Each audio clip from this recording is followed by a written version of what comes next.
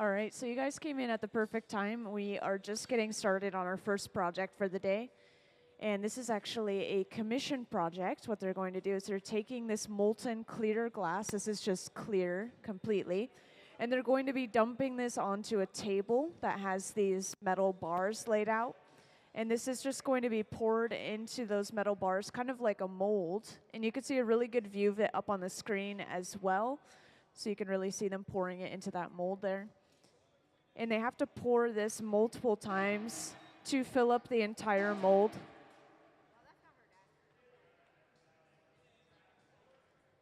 And since this is all clear glass, I always get the question about whether we reuse the glass. You notice that there's a lot left over. And since this is all clear, we can completely reuse this glass just by breaking it apart and putting it back into the furnace. Now, this glass in the glass furnace is molten at 2100 degrees Fahrenheit. The molten glass is kept at that steady temperature 24/7. It runs constantly so that it's always ready for us to use.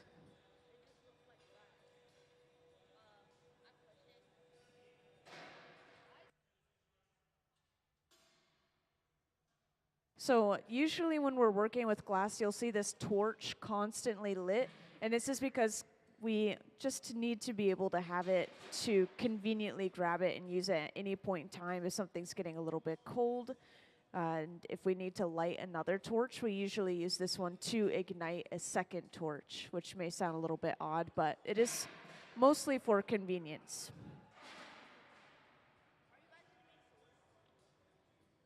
So these are just large panels of glass, and these are going to another artist. He's going to do something else with them a little bit later on, and I'm not exactly sure what that is. But this isn't the final product, I believe.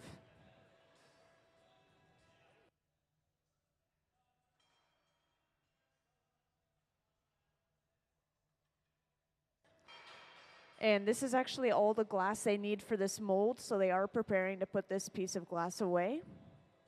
And that's why you see Gabe getting suited up in this shiny suit. And he's also going to wear these special Kevlar gloves that allow him to pick the glass up.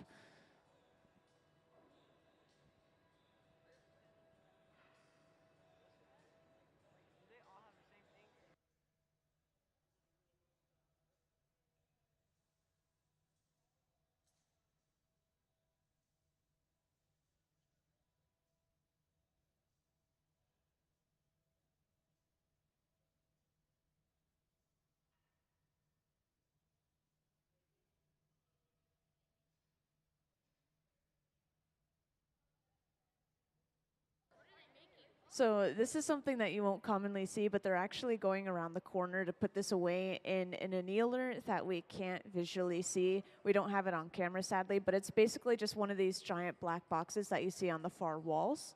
You can imagine it's pretty much that same thing. When we put the glass inside of them, it stays at a really warm temperature of 950 degrees Fahrenheit. And then with the press of a button, everything inside of that box cools down at once. So we can really load multiple pieces inside of there and then cool everything down.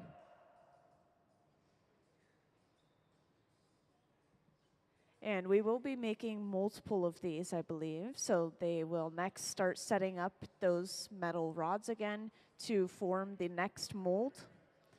And if I didn't mention it already, this table that they're using to pour the glass on is actually a graphite table, which acts almost like a nonstick with glass. So if you pour glass on this table, it would actually be able to slide and move around.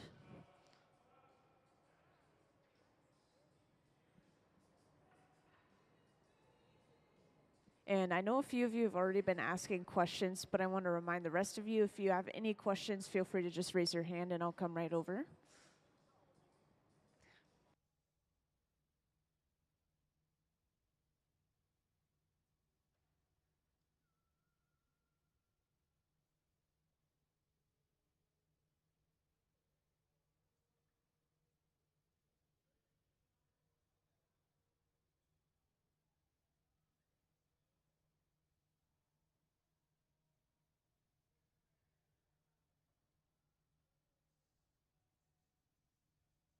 So this is something I haven't gotten to mention yet, but there's a program called Hilltop Artists, and it's something that I actually started in when I was 15. You could start at 12 years old blowing your own glass in a hot shop that's at Hilltop Heritage Middle School or Silas High School.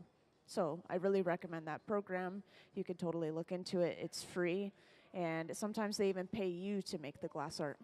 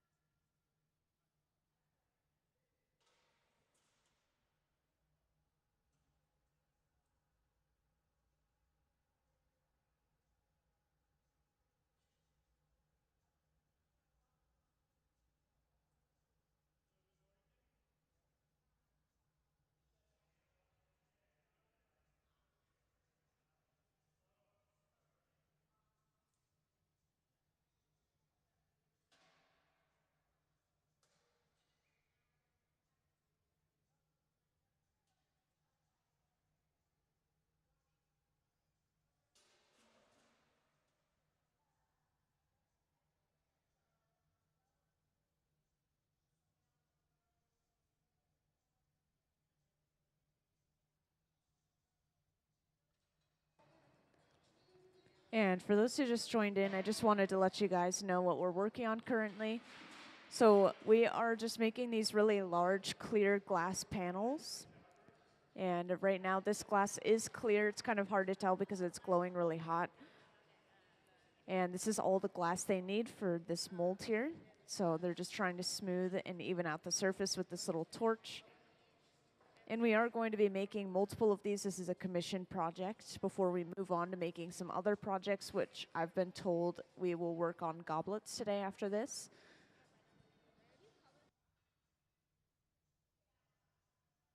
So I just got a question about how we color the glass. And since I'm not sure if you guys will get to see that process yourselves, I think I'll play a short video on how they get the color in some of our glasses. And this is usually through a process called a color overlay in this hot shop. So could I have that color overlay video, please? The color in glass comes from adding various materials to the mixture of raw ingredients called batch. Most of the colorants are compounds containing some kind of metal. For example, adding cobalt to clear glass creates a deep blue. Tin and antimony can be used to create white glass, and gold chloride can produce a rich red or pink colored glass. Colored glass is melted in furnaces, just like clear glass, and then is usually rolled into bars for storage and easy application. In order to apply color bar to a bubble, we first need to preheat the color to approximately 950 or 1000 degrees Fahrenheit in a color oven or garage. Once warm, the color is then picked up on the end of a punty rod using a little bit of clear glass as a support. The color is then heated in the 2300 degree glory hole to soften it and make it malleable, while another artist creates a small bubble of clear glass on a blowpipe. Once warm, the color is dropped over the clear bubble, and then using a variety of hand tools or the steel marver, the color is rolled back over the clear in an even layer. This process is called dropping color, or creating a color overlay. Depending on the project, that bubble is then usually gathered over with clear glass and blown into the final form.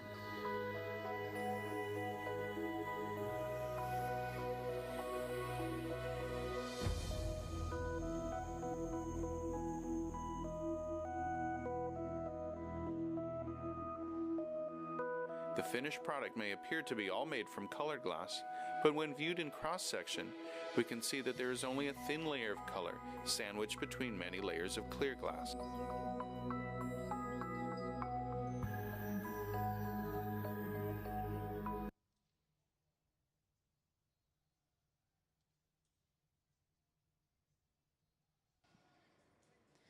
So that process that you saw up on the screen, that was the color overlay once again. This is how we get a lot of smooth, even layers of color across our glass.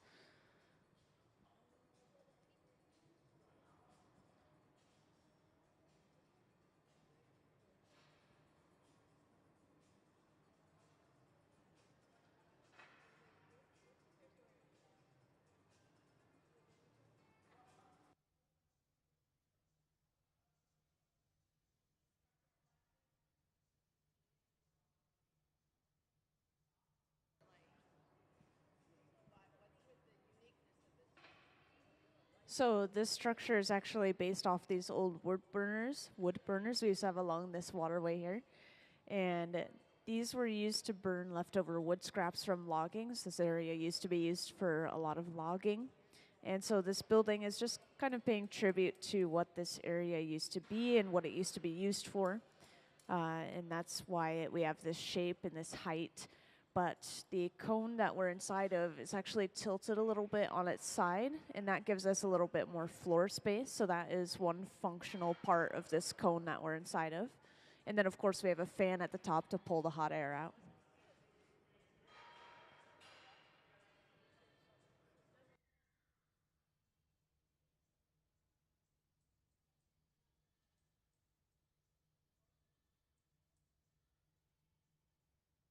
And I don't know if anyone's noticed this yet, but when they dip these ladles into the glass seems to be sticking to the ladle, but then they're able to just tap the ladle later on and the glass just falls out. And this is because the temperature difference between the metal ladle and the hot glass is so extreme or so different that the glass actually refuses to stick to it.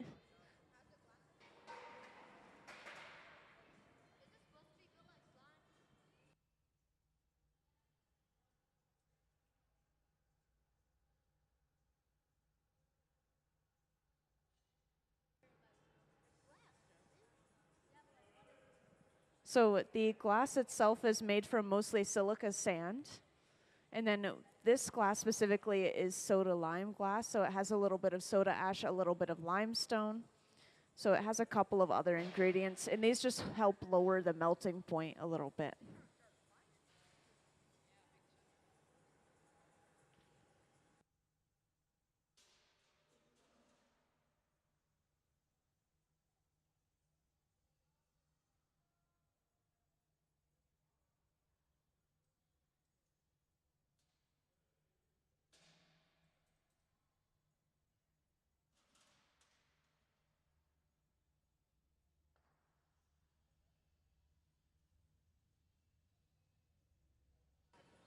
And I haven't mentioned this about the little torch here yet, but this is actually the hottest item in the hot shop. This small torch can get up to around 5,000 degrees Fahrenheit. And this will heat up small sections of glass at a time. It helps us get some finer details. In this case, we're just kind of trying to smooth and even this glass out, get rid of any sharp edges.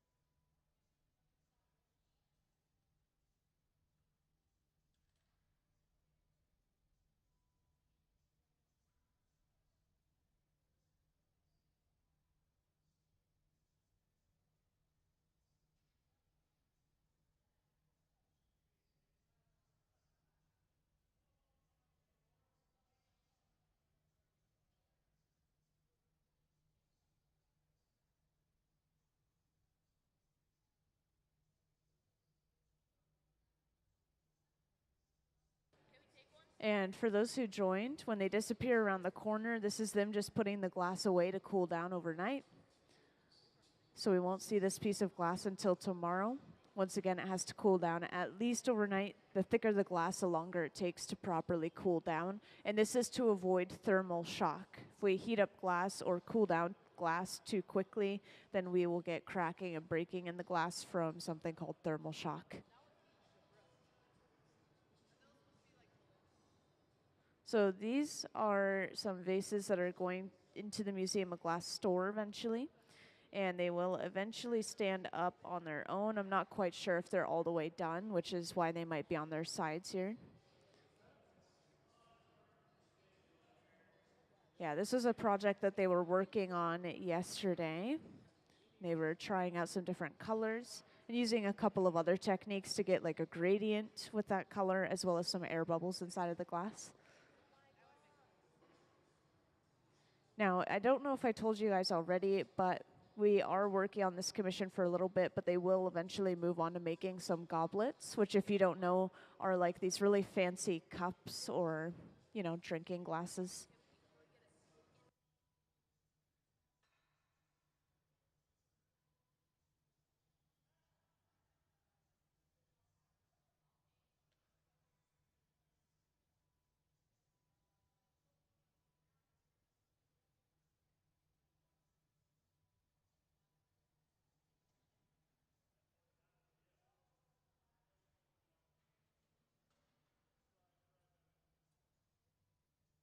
So since we're working with all clear glass for this project specifically, we can technically just reuse all of this clear glass by breaking it apart and putting it back into the furnace to melt down. And so all these buckets that we have surrounding the furnace are specifically clear glass only, so we can do that exactly, just crush it up and throw it back in and melt it down again. But when it comes to colored glass, we really don't reuse that glass because it's been diluted within other layers of clear. So it's not really good to use on its own again.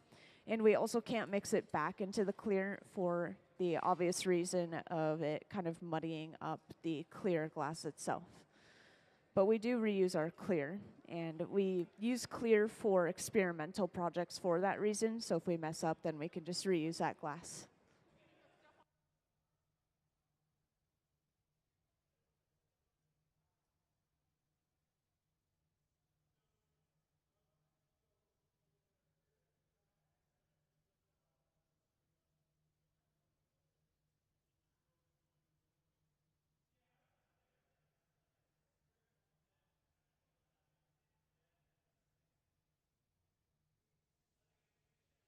All I know is that most of our tools in here are made out of steel or stainless steel.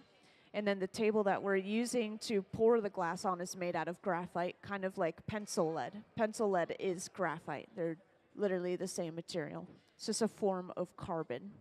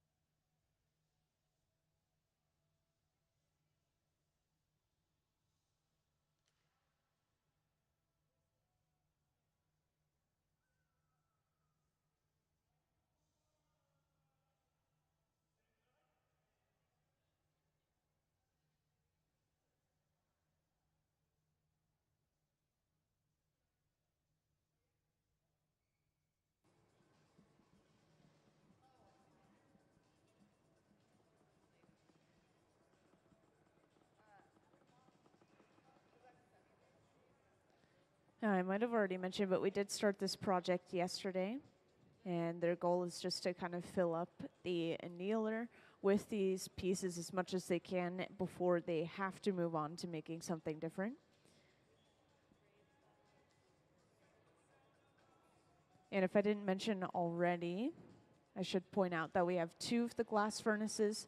So if one of them is currently charging, which is melting new glass, then we can just use the other one. Each of them hold up to 1,000 pounds of glass, very impressive amount of glass. So they do last quite a while individually. And these furnaces do run 24/7 so that the glass is always hot and ready for us to use. We actually have many things going on at the museum outside of just open hours. We have artists that come in and make their own art. These guys can come in and make their own art on the museum days that are closed.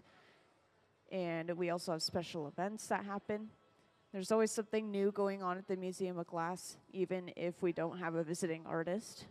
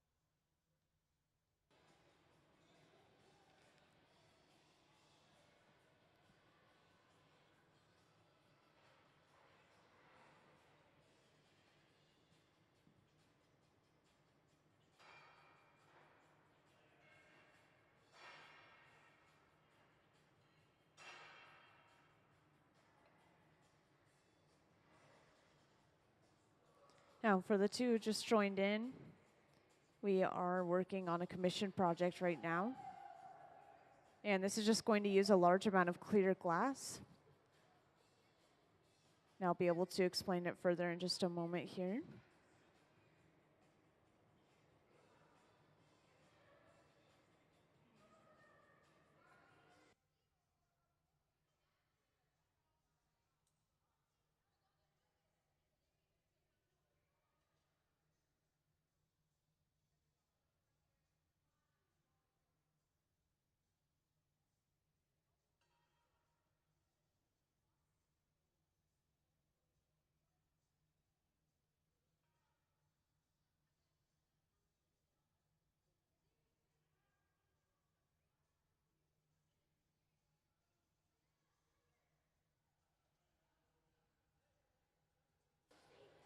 All right, so for those who just joined in, today we have a commission project going on just to start us off this morning.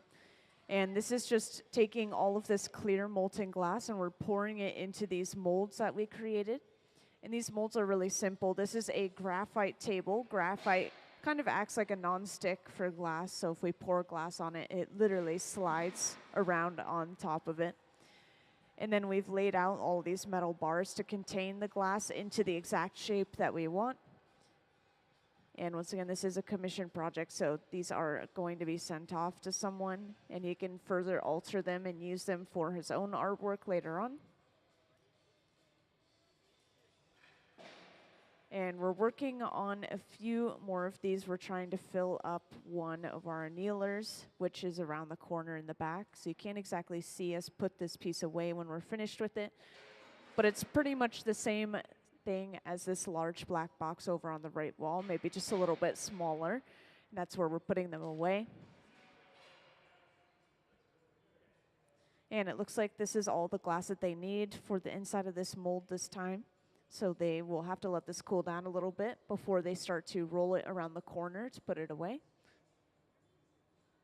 And the glass, when it's molten at that honey-like texture, is staying at a pretty consistent 2100 degrees Fahrenheit inside of that glass furnace. And this furnace runs 24/7 to keep that glass completely molten and warm at that temperature. And when the glass has lost a lot of its color and it's solid, it's probably around 1000 degrees Fahrenheit. So even though a piece of glass might look as if it's solid and cooled off, you still wouldn't want to touch it because it can still be up to around 1000 degrees Fahrenheit. And every now and then they'll go in with this small torch here and they're just smoothing out any bumps and ridges that they may have, trying to make things a little bit less sharp. And this torch is actually the hottest item in the hot shop. It can get up to around 5000 degrees Fahrenheit, which is over double the heat of the molten glass at 2100 degrees Fahrenheit. So this very quickly heats up a small section of glass at a time.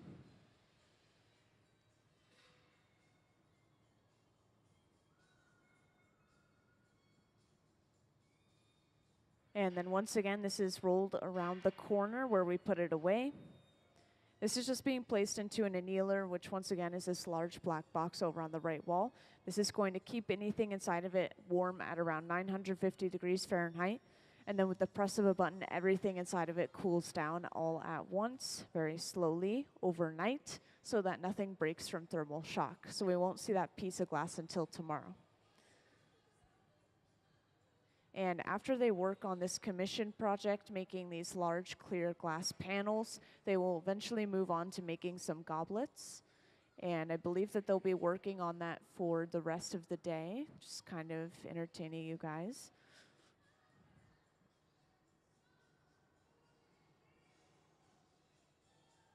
And since a lot of you guys recently joined, I just want to remind everyone that if anyone has any questions, feel free to just raise your hand and let me know. And that applies to the whole audience. I'll come over and answer your question.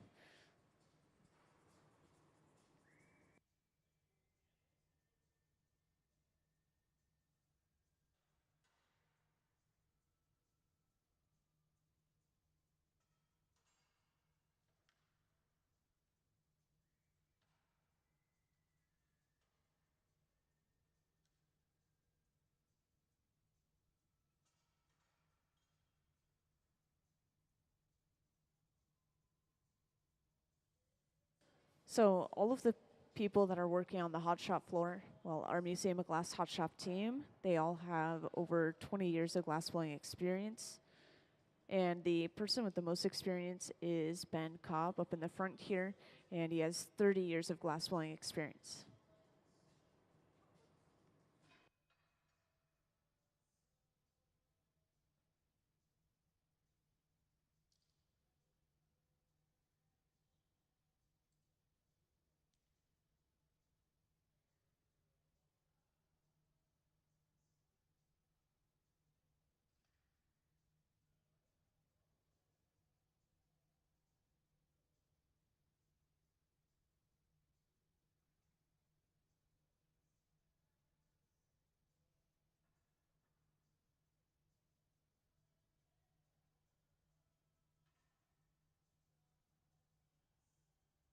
So I know that you guys won't get to see us work with colored glass for a little bit here, so I just want to make sure you guys know how we get color in our glass. So I'm going to play a video talking about the color overlay, and this is how we get a really smooth, even layer of color across our glass, kind of like what we used for these vases down on the front table.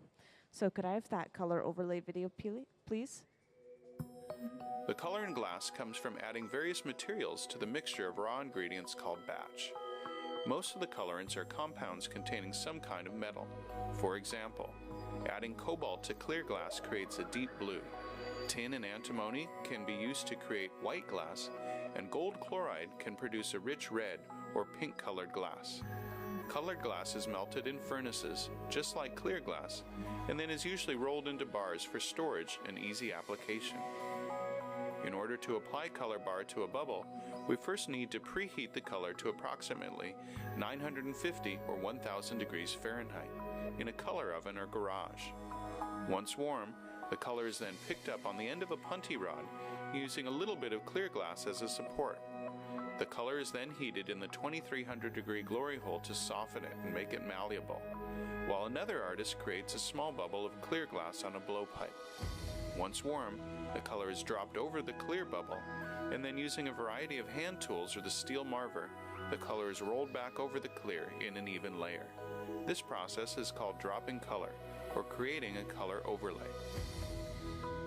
Depending on the project, that bubble is then usually gathered over with clear glass and blown into the final form.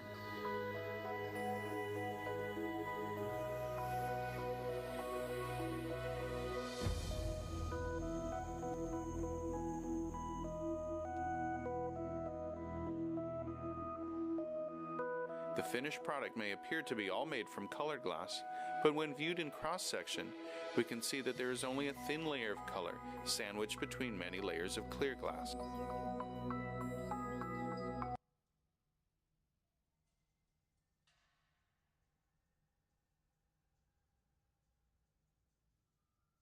So as you can see, they've laid these metal bars out into a little bit of a different shape. So now we basically are pouring into a different mold.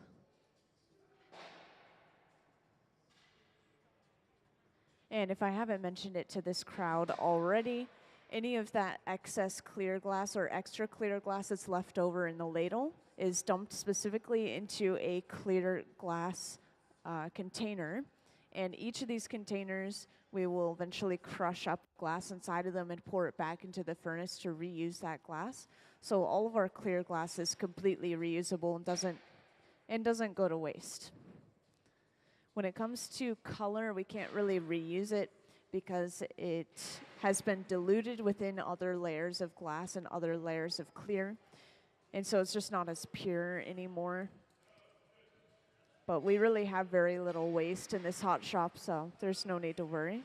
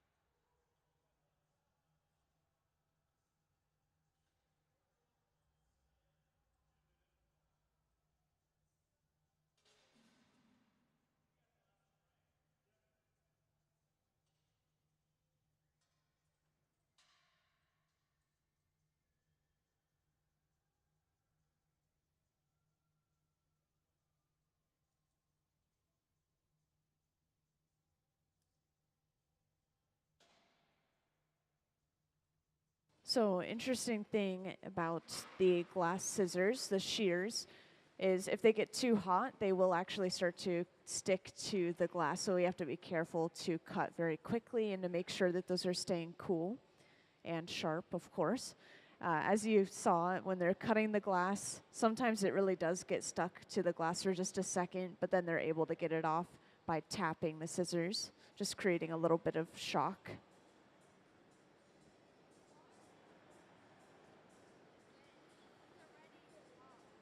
So when we poured the glass into this mold, it wasn't poured in evenly. And so they're just trying to smooth out any ridges or any sharp parts of the glass so that everything is smooth, or smoother at least.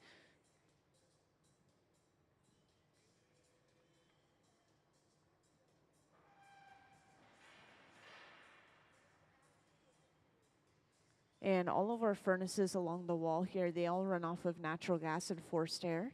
But our torches actually run off of propane and oxygen that comes from under the hot shop here, which is why the torches don't really seem to be connected to anything. And there we've got a little bit of a view of them going around the corner. They're disappearing around the corner to put this piece away.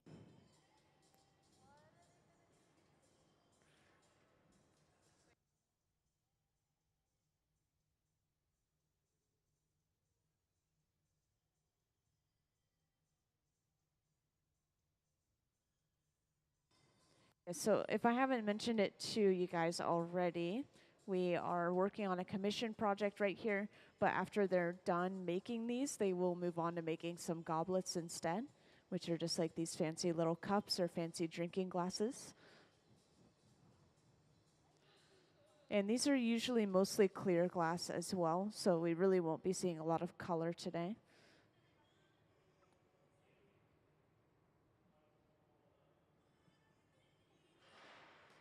And if I didn't mention it to you guys already, I want to just briefly talk about the Hilltop Artist Program. Has anyone heard of that? Maybe? No? So the Hilltop Artist Program is a program where you can start blowing glass from the age 12 and up. I personally started when I was 15, and we have just a little video that talks about the program itself if anyone is interested. So you guys can actually blow glass yourselves, once again, starting at the age of 12. And this is through the Hilltop Heritage Middle School and Silas High School here in Tacoma. So could I have the Hilltop Artist Overview video, please?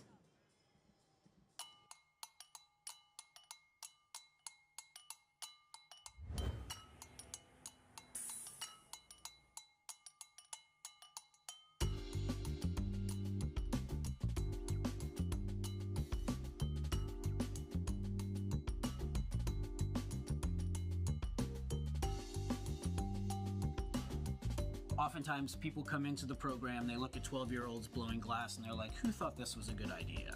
But if you set the expectation high for these kids, so many of them will reach that expectation and go beyond. The Hilltop Artist program for glass blowing gives you something to look forward to at the end of the day. Being involved in arts has really helped me stay focused because I really connected with it and I like it. We've learned a lot of stuff, most of the stuff I make in here, like cups and bowls, I can use at home, and I've never been able to do that before. What we do in working in the glass world is a very small community of people.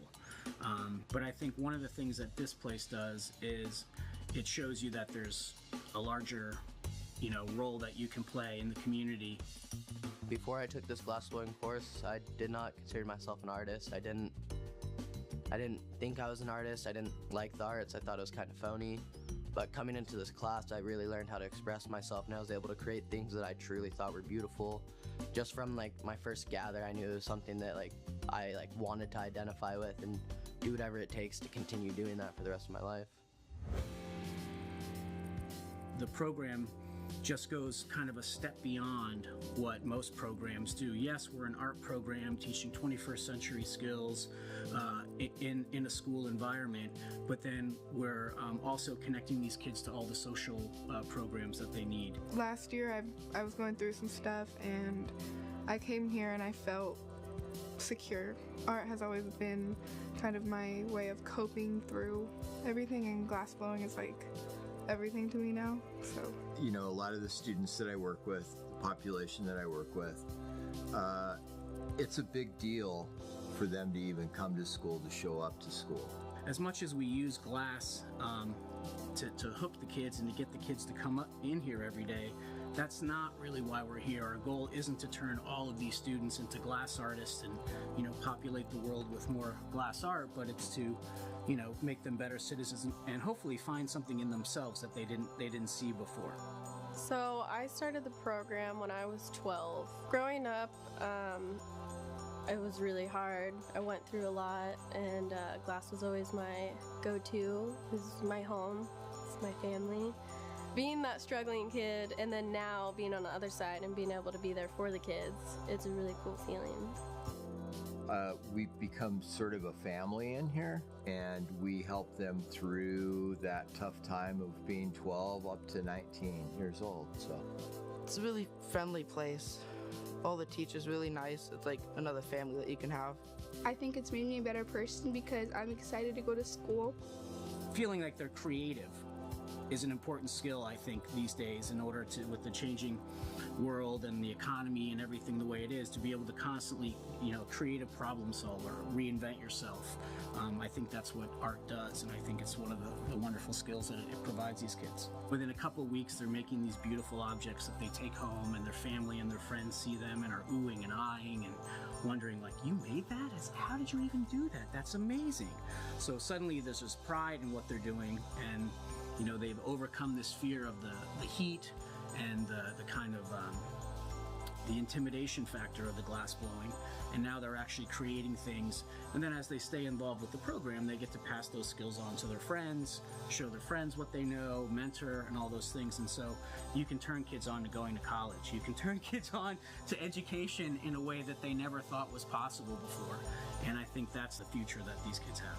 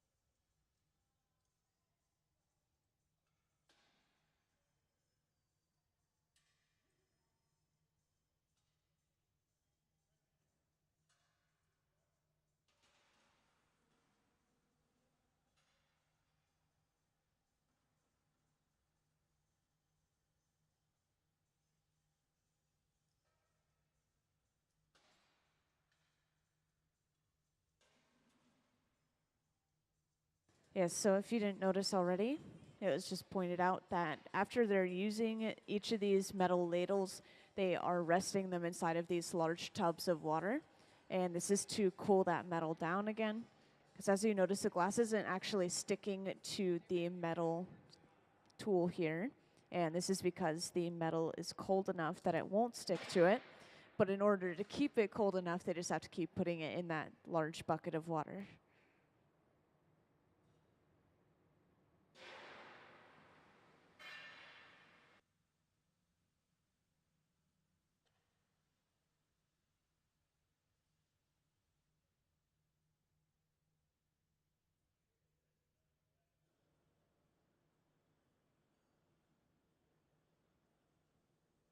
Yes, so all of our clear glass is completely reusable. Since our furnaces are all clear glass, any leftovers that we have, like for example the glass that we're throwing into the buckets, that can eventually just be broken up and then put back into the furnace to melt down again, basically reusing that glass.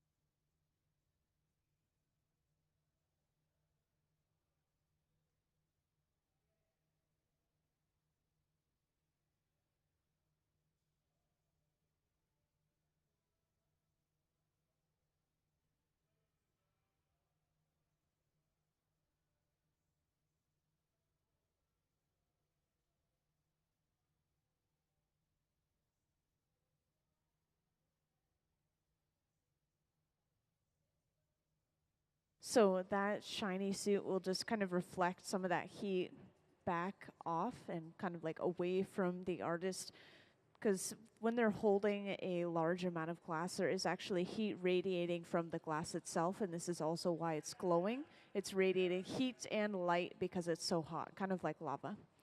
And so that's the reason for that shiny suit, as well as those gloves, of course, because he is physically holding that piece of glass. And supposedly that Kevlar glove, Kevlar material, is the same material for firefighting suits. So just a little interesting fact.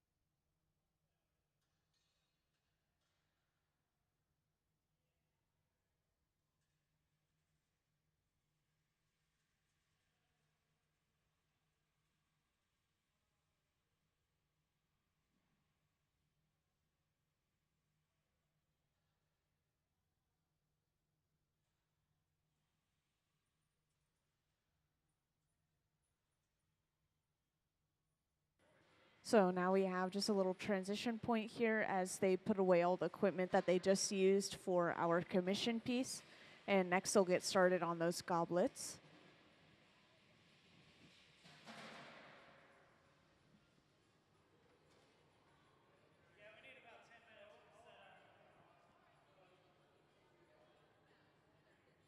So since you guys are all here, I could give a little overview of the hot shop if anyone's interested. Just kind of point out a couple of furnaces real quick.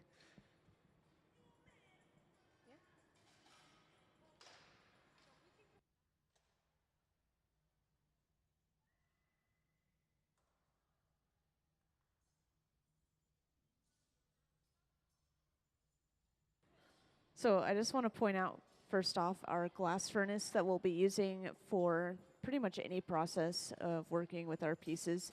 This large tank with the closed door in the back holds up to 1,000 pounds of clear molten glass each. We have 2 of them in the hot shop. And it stays at a very consistent 2100 degrees Fahrenheit. It runs 24/7 to stay nice and warm at that temperature. So even if we're not here, even for multiple days, it's still running.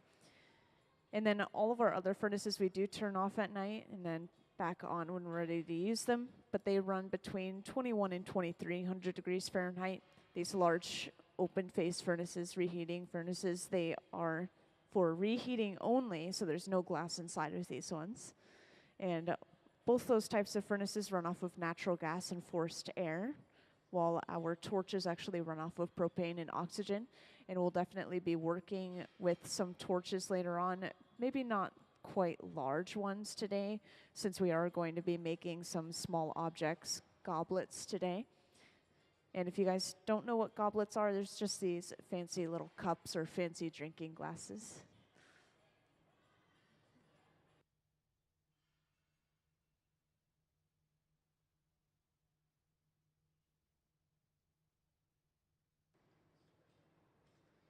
Yes, actually the cone that we're inside of right now is based off of these old wood burners that we used to have along this waterway here. and they were called wigwam burners or beehive burners. And this building is just kind of paying tribute to what this area used to be used for, which is logging. And we used to have these here. And the cone that we're inside of is actually tilted on its side a little bit, you'll notice, and this is just going to give us a little bit more floor space.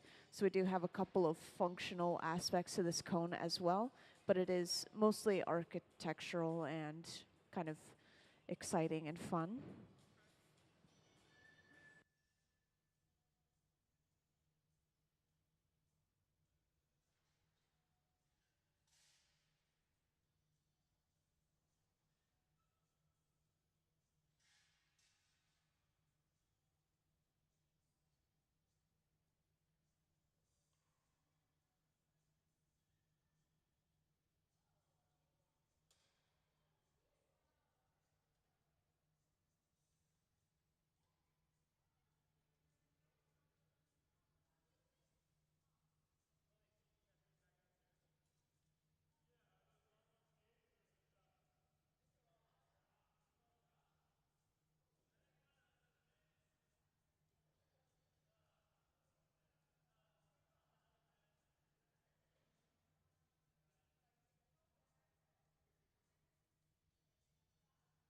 All right, so for everyone who just joined, I was just catching up the rest of the audience. We are going to get started on some goblets pretty shortly here.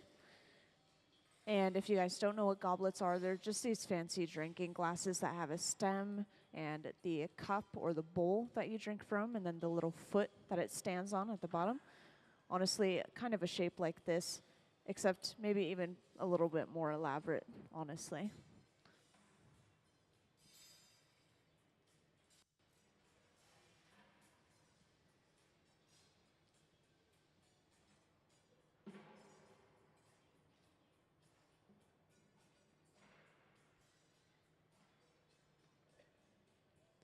And today we do have our Museum of Glass Hot Shop team. So these guys work here pretty much full time, working on the glass. And some of that glass goes into the Museum of Glass store. And sometimes we even have visiting artists here, but usually these guys will still be here supporting those visiting artists and making their own artwork to take home with themselves.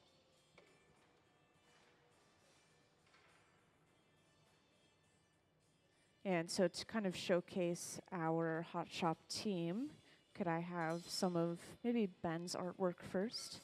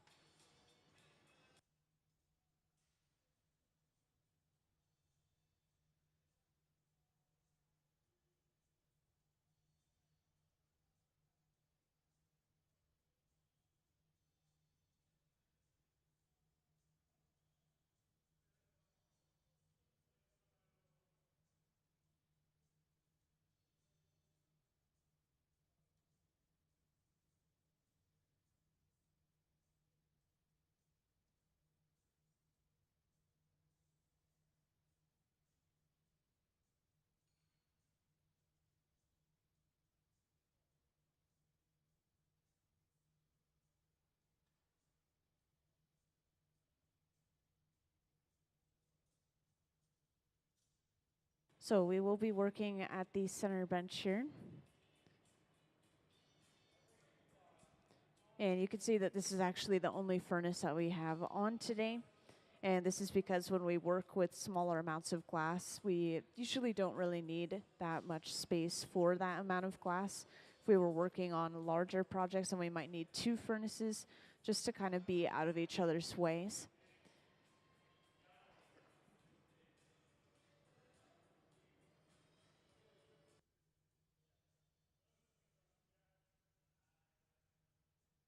And I know that a lot of you guys just joined very recently, but if anyone ever has any questions throughout the process, feel free to just raise your hand and let me know. I'll come right over. It can be questions about the building that we're inside of. It could be questions about the glass. Pretty much anything is fine.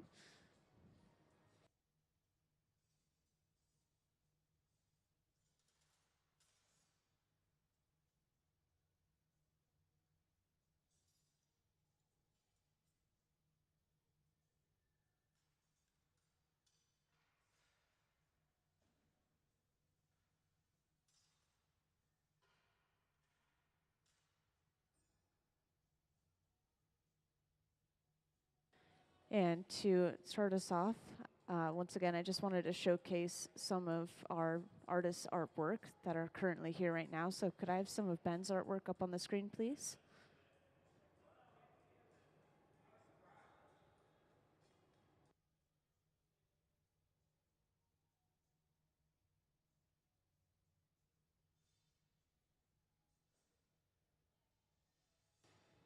All right, so up on the screen we'll have a little slideshow going of one of our artists' artwork, Ben Cobb. And I want to point out that he is the one with the most glassblowing experience on the floor right now. He has about 30 years of glassblowing experience. He's the one currently at the center bench here.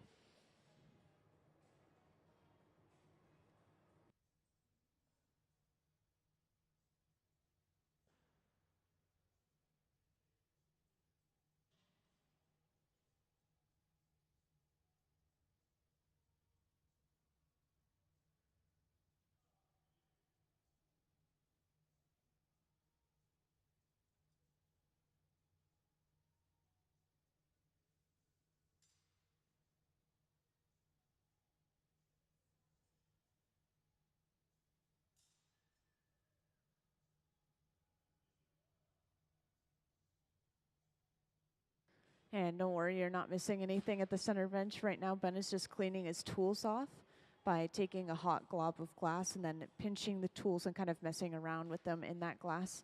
And this is hopefully getting any debris and wax off of those tools.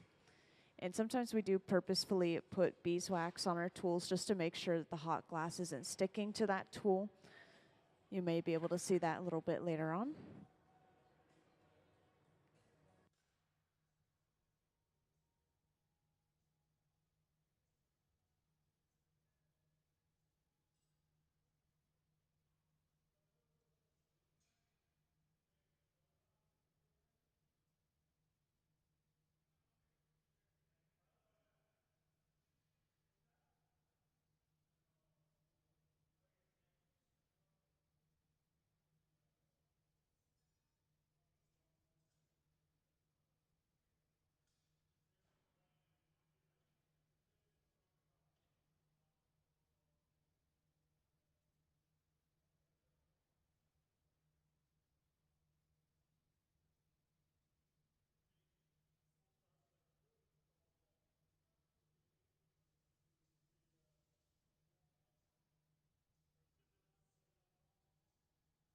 So it looks like we're getting started on our first goblet part at the center bench here now.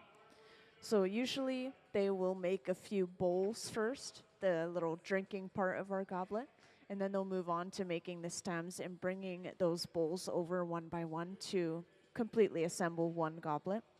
So this is going to be a tall bowl or a tall goblet for this one. This large metal table at the center bench, this is the marver, and we'll use it to roll glass on it.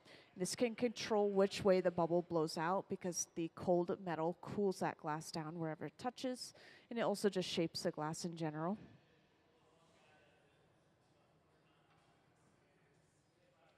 So next I sit down, and going in with a pair of diamond shears, we can basically use these to grab and hold onto the glass.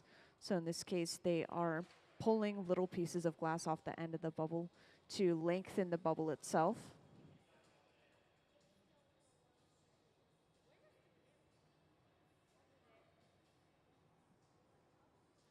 And these two blades here, these are a pair of jacks.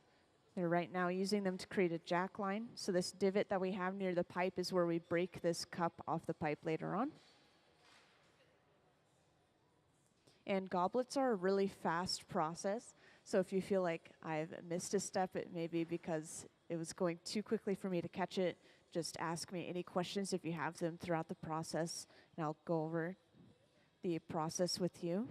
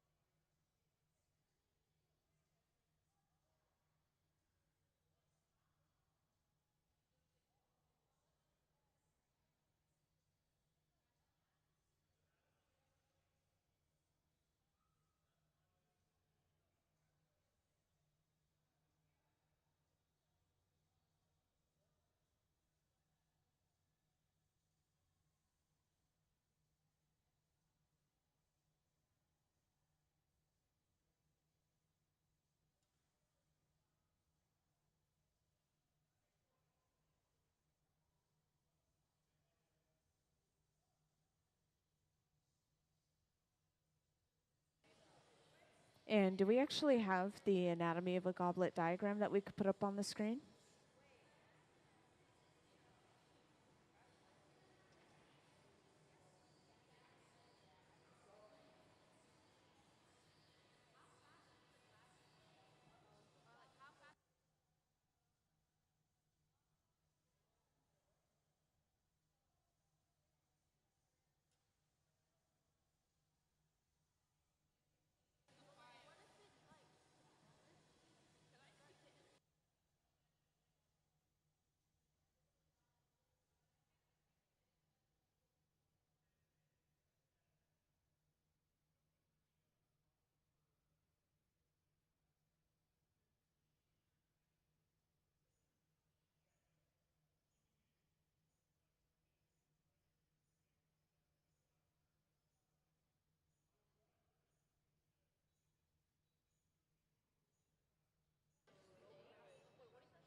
So that question is a little bit difficult to answer, but these guys, they have so much experience with glass blowing that they kind of just have a feel for everything.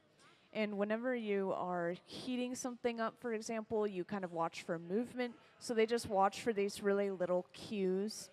And the most important thing for having evenness is just starting off even. So you have an even amount of glass and it's evened out around on your pipe, and then you blow it out evenly with an even bubble, and then you're kind of all set. You just continue to heat it up evenly, blow it out evenly. You just have to keep it consistent throughout the process, and that takes a lot of experience and a lot of practice.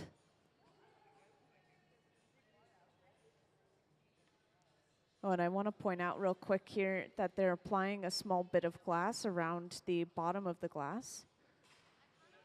And they were using almost a rolling stamp to apply ridges to that fresh bit of glass. So now we have a texture around the base of our glass here. And I know I had that diagram up on the screen just a moment ago. And this was the anatomy of a goblet, so you could kind of see how all of this is going to come together. We have the bowl on the top, which is what we're creating now.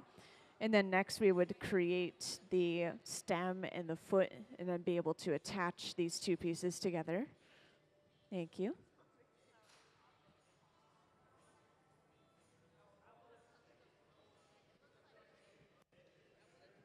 And so for everyone who just joined, you probably heard me talking about it briefly, but right now we are working on making some goblets.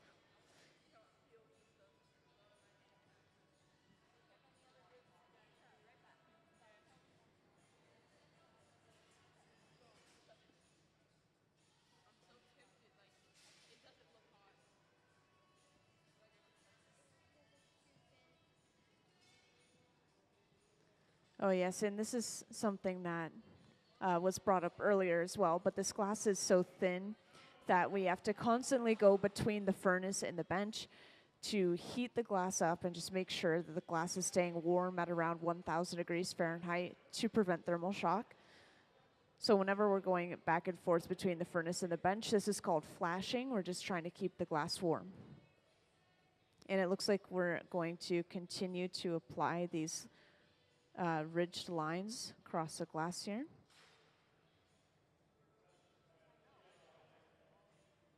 And this is the first goblet we are making today for anyone that just joined, so this one may be a little bit experimental. They usually are all clear, however.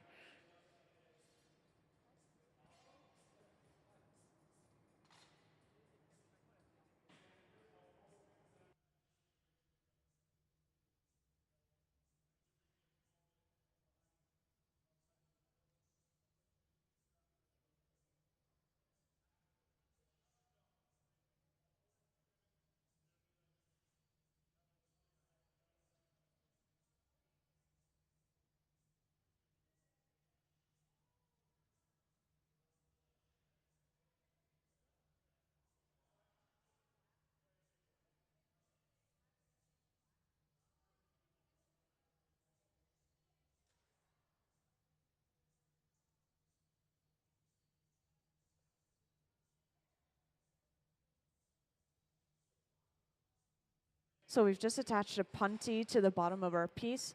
A punty is just a second pipe that we attach to the piece to get access to another area. In this case, we want access to the top side of our glass so we can open it up.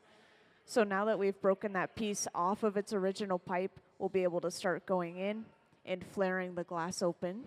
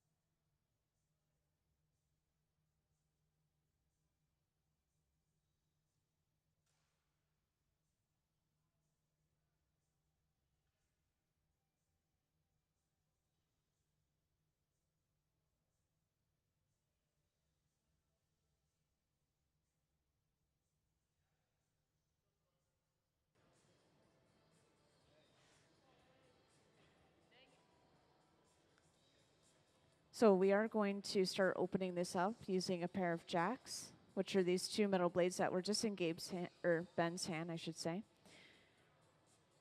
And they've just brought over one more bit of clear glass. You'll notice that they didn't open the glass all the way. So this is just on purpose to make sure that these lines turn out even.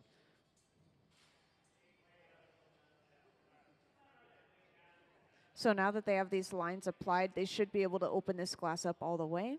And you'll see them do the same thing whenever they create something called a lip wrap as well, which is when they apply a rim of a separate color all the way around the opening of a piece, which I'm sure you've seen with some popular pieces.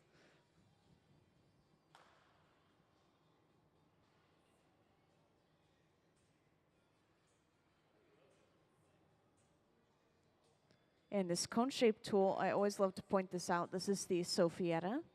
The cone will block off the opening to a piece, and it allows us to blow a little bit more air into the piece, just reinflate the shoulder usually.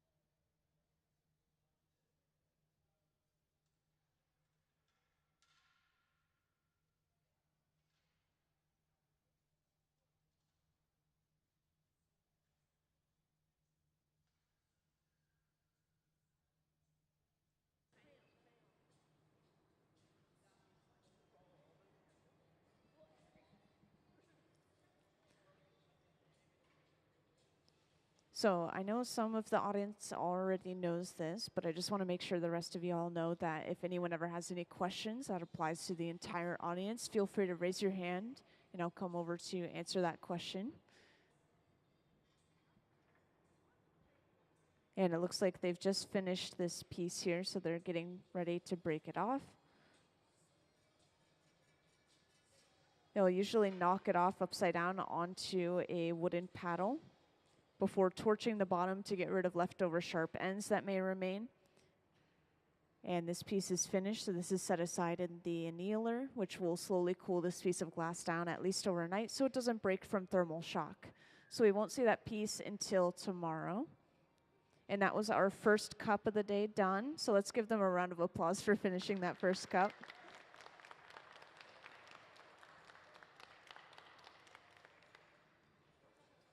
And we will just continue to work back to back, just making as many things as we can. So they're getting started once again at the center bench here. And since I highlighted one of our artists' work, I'm going to highlight another one of our artists' work. This time I will highlight Gabe, who's the one currently sitting down at the end of the bench here. Could I have some of Gabe's artwork, please?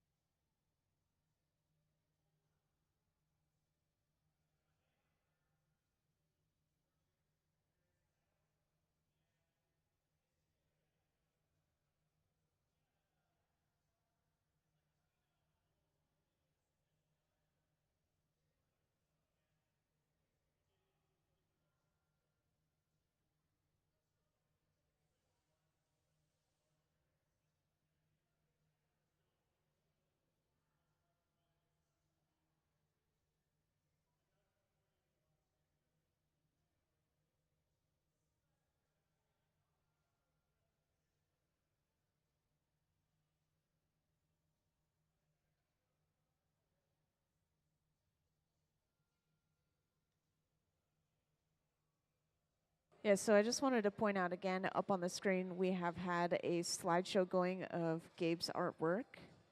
And he is another one of our full-time Museum of Glass Hot Shop team members.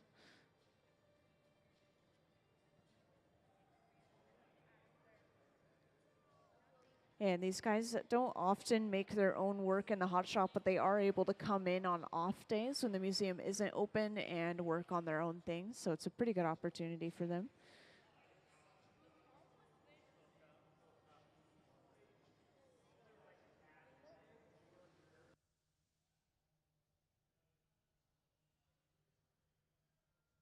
And at the center bench, we've gotten started on another cup, so I'm going to jump back into explaining what they're doing here. So these are a pair of jacks, these two metal blades, and we can use these to create the jack line, which you remember is where we break the piece off the pipe, as well as kind of angling the jacks along the side of the glass to contour the shape of the glass to the jacks.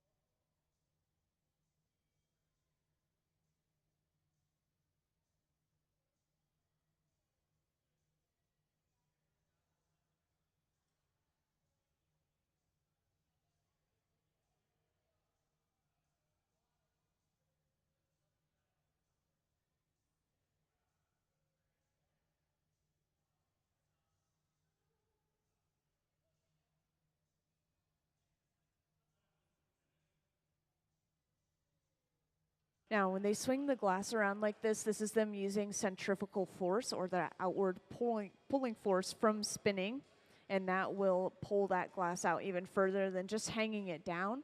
So we're basically using gravity as well as that centrifugal force to create a longer and thinner shape for our glass cup.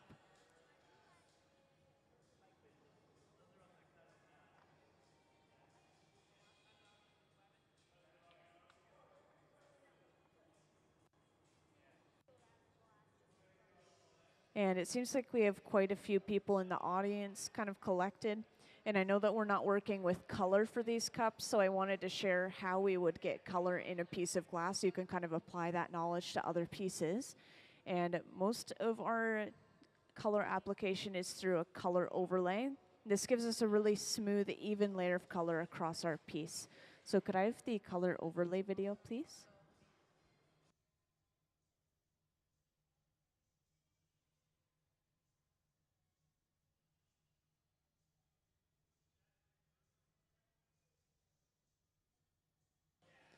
Could I have the color overlay video, please?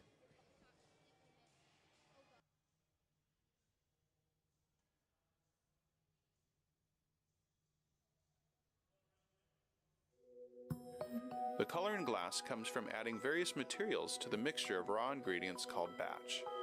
Most of the colorants are compounds containing some kind of metal.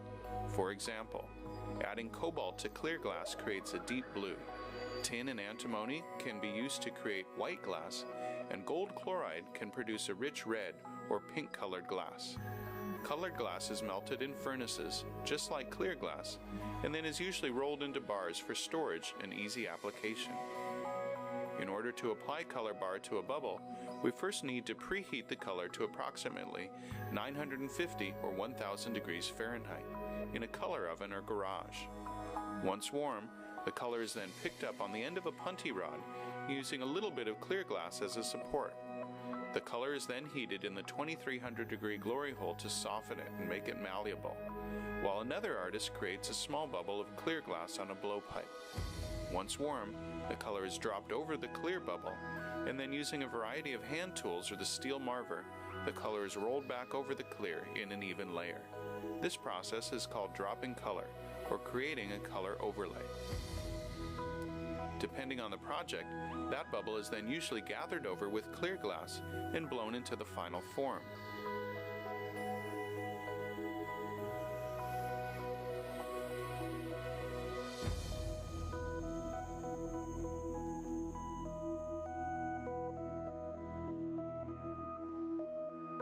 The finished product may appear to be all made from colored glass, but when viewed in cross-section, we can see that there is only a thin layer of color sandwiched between many layers of clear glass.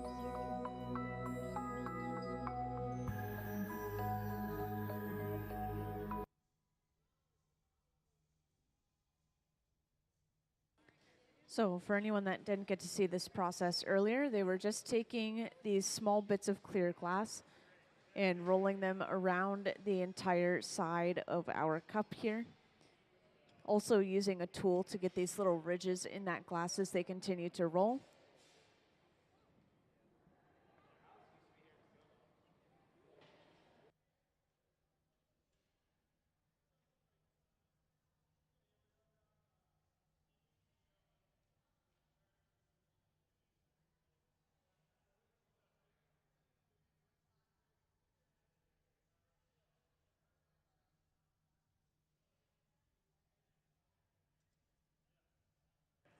So each of these, each of the hot shop team members that we have in the museum, they have around 20 years or more of experience blowing glass. And so they are experts and they don't really need to worry about burning themselves. And in general, you don't really need to worry about burning yourself with glass as long as you're not touching the glass or any hot end of the tool while you're working with it. It's just kind of like staying safe in the kitchen. You're not going to reach your hand into a boiling pot of water. You're also not going to touch maybe the frying pan itself. So it's usually pretty okay.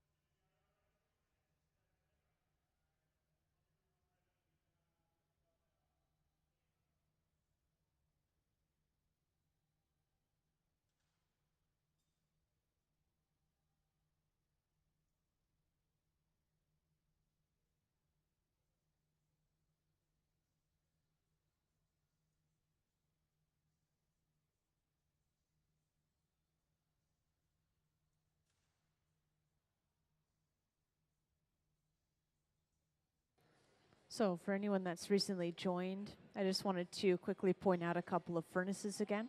So this large closed door tank, this is where we hold all of our clear molten glass, of course. And you can imagine it as like this giant pot of honey. It's just a pool of molten glass inside of this tank. And it stays at a really steady 2100 degrees Fahrenheit, 24/7. So this glass is always ready for us to use. And it can hold up to 1,000 pounds of that clear molten glass, so it does last us quite a while. And to refill it, we just add this sand mixture in. It's kind of like a clumped up sandy mixture, mostly silica sand, of course. Then we have a little bit of soda ash and limestone to lower the melting point of that glass. So this is specifically soda lime glass.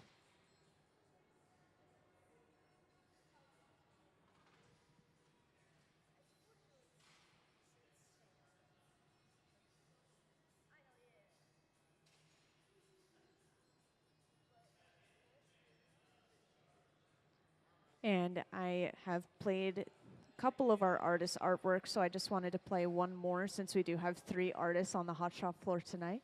So our last artist that I'm highlighting is Trenton Kyocho. That's the man at the center bench with his back turned to us with the beanie on. And so could I have his work up on the screen, please? And he actually does come into the museum quite frequently. It's a little bit rare to see him working on the hot shop floor during the day that the museum's open, but usually he comes in for special events and things like that. And he has actually been on a glassblowing competition show called Blown Away, so if he looked or sounded familiar, that may be why, if you're a glassblowing fanatic.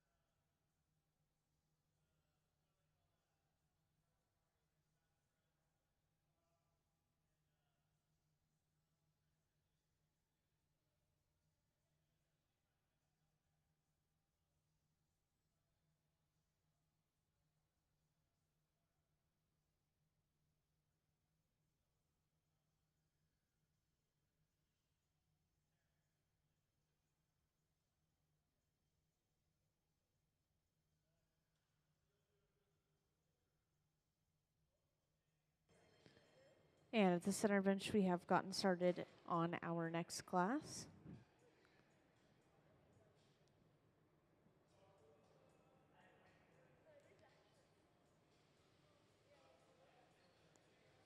So this one I think would have been our 4th class here. So it looks like they are making a set, trying to get a few of the same kind.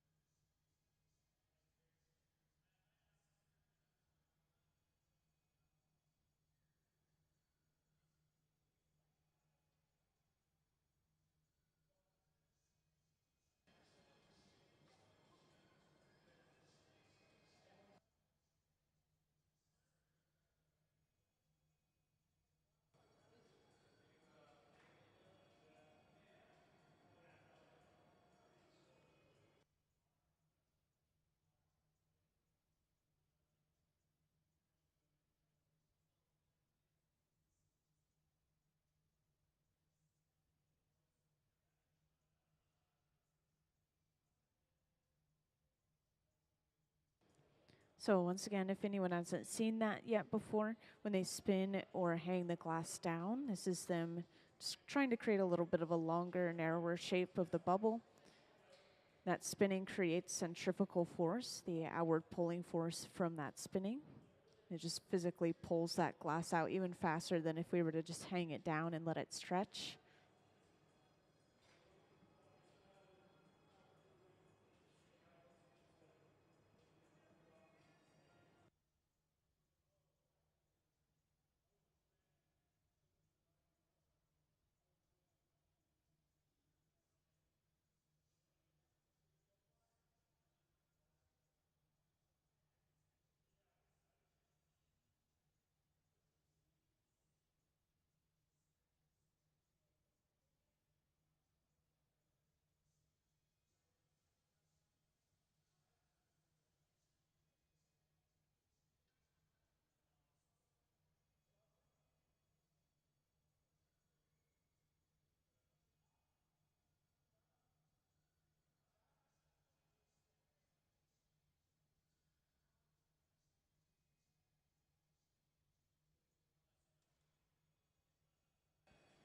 Now, something I haven't gotten to note yet is that we just flattened the bottom with a wooden paddle. That's what those paddles we've been using throughout this process are made out of. It's usually just a cherry wood.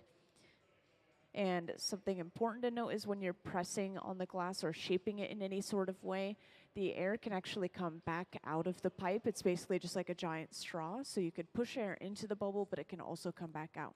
So behind the scenes, they'll usually be covering up the end of the pipe with either just a finger or the palm of their hand, just to make sure that that pressure is staying maintained inside of the glass.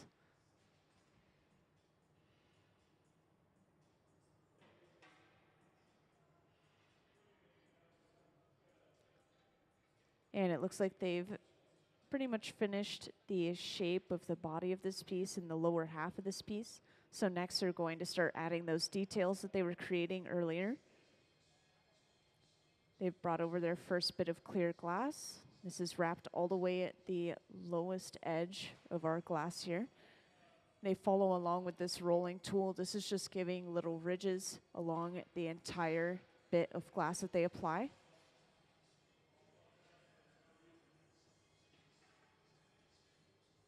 And they've been applying 3 of these ridges to the lower half of our glass so far.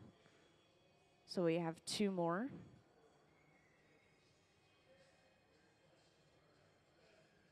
And the purpose of cutting the glass before they apply it to the side of our piece is just to get a little bit of a sharper angle so that they have a really fine line when they're actually touching it down to the glass itself.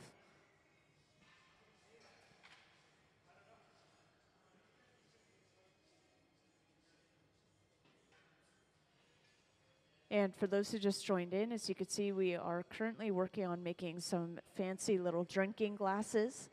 And this is, I believe, our 4th one. These are a pretty quick process. And we are in the process of adding some details to the side of this glass.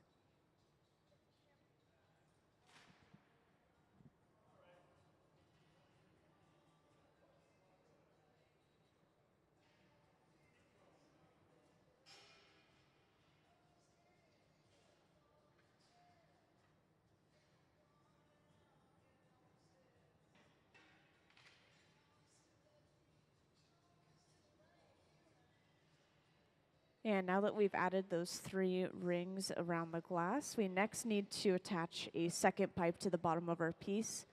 The second pipe that we attach to a piece is called the punty. Purpose of the punty is just to get access to another part of the piece so we can continue to work on it.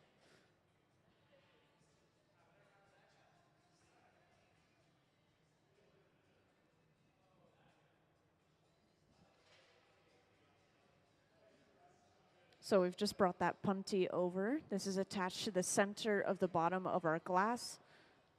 And then to break the glass off from its original pipe, all they do is they apply some pressure and then tap the pipe onto the bench. And that is enough to cause a little bit of shock in that one small area and break that piece cleanly off.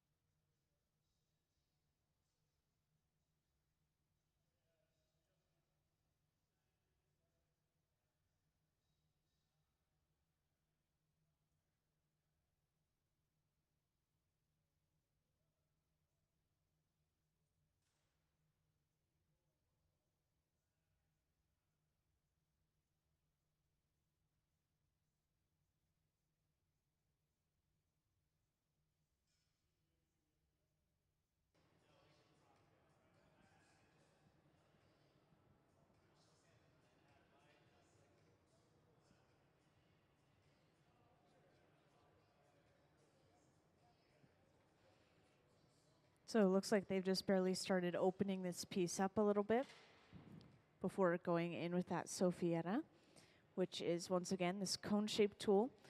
That cone will block off the opening to our piece. It allows us to blow more air into the piece even though it's already been removed from its hollow pipe.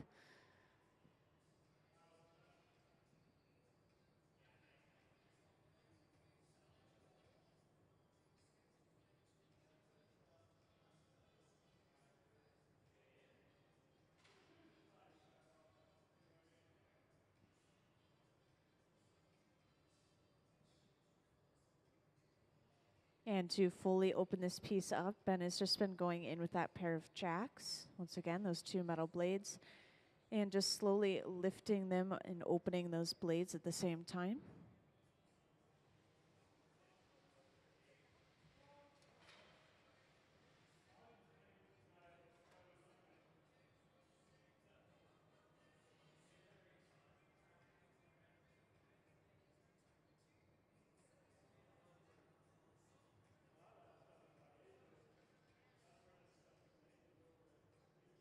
And once this has been opened up to its full size, that means this cup is done. And it looks like they are pretty much getting ready to break it off.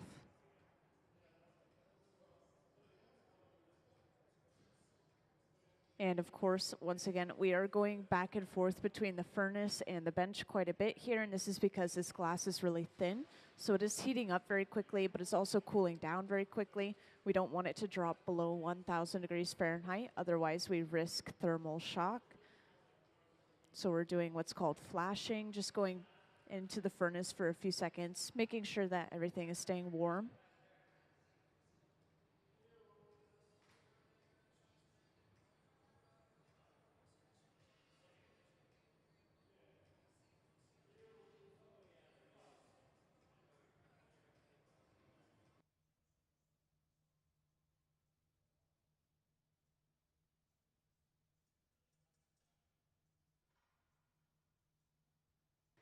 And so to break this piece off, all they had to do was knock it off onto that wooden paddle. They torch the bottom to get rid of leftover sharp ends. And finally, this is put away in the annealer. This large box will cool it down at least overnight so it doesn't break from thermal shock. For now, it's just kept at around 950 degrees Fahrenheit to make sure that everything stays warm.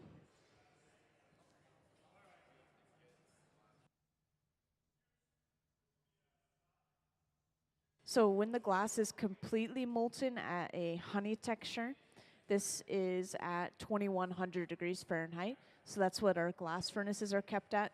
So this texture you see here is probably right around 2100 degrees Fahrenheit. But to have a little bit more of a workable temperature, we want it to be a little bit lower, kind of like a taffy or putty texture. And once the glass is cooled off, it's at 1,000 degrees Fahrenheit. So we need it between 1,000 and 2,100 at all times.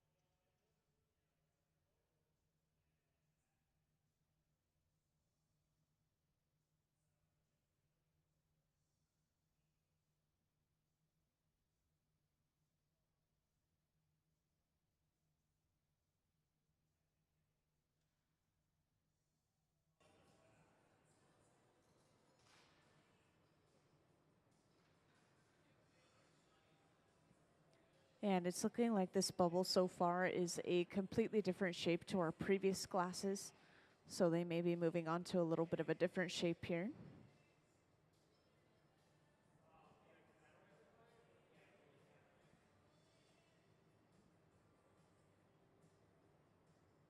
And this is a good time to remind everyone that if anyone has any questions, please just feel free to raise your hand and I'll come right over.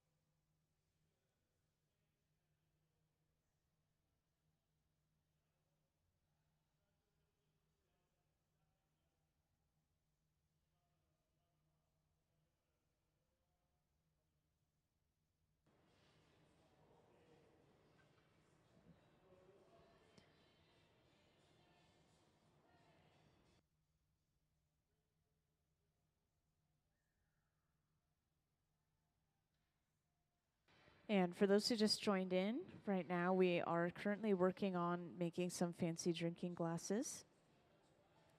And those that are on the hot shop floor right now are a couple of our hot shop team members, as well as some extra support from Trenton Kyocho, the one with the beanie here.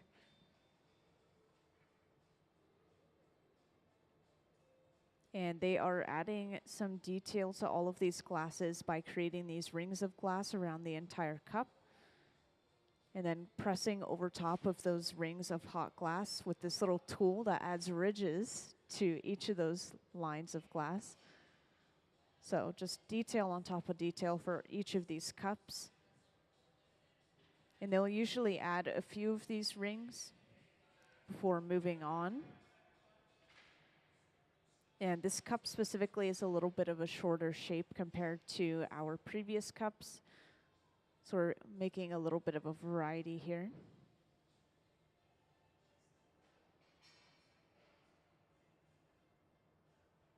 And we've just added a bit of clear glass onto the bottom of our cup. This is most likely a connection point where they're going to add a stem or a foot to the bottom of our glass here. And a second bit of clear glass is brought over, creating the second part to this connection point. And this is called an ovolio, and it's kind of hard to describe the shape, but it is almost like an hourglass shape if the hourglass had these flat ends to it. Kind of like two triangles connected together.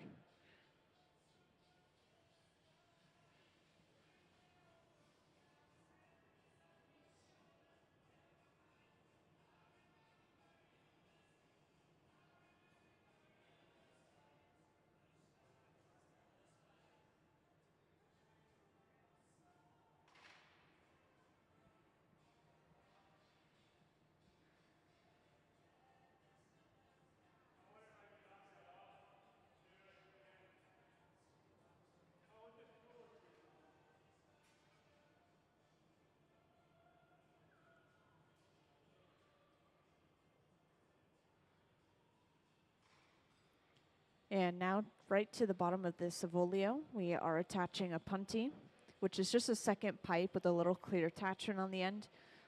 And this is going to basically flip the orientation of our piece. So now, as you can see, we have access to the top side of our cup where we could start to open it up.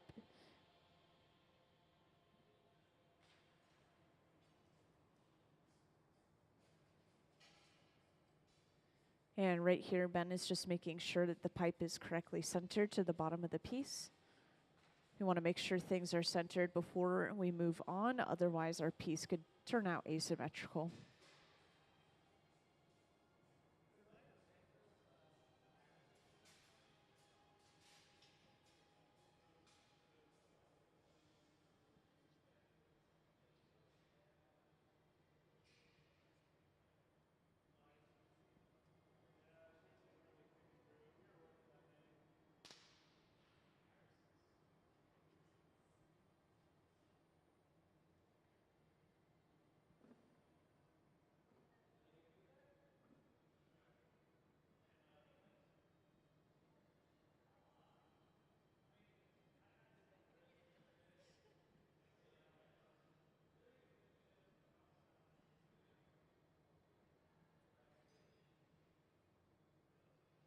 And you can see how quickly they were able to heat up the front of this piece. Since this glass is so thin, they have to work with it pretty quickly here.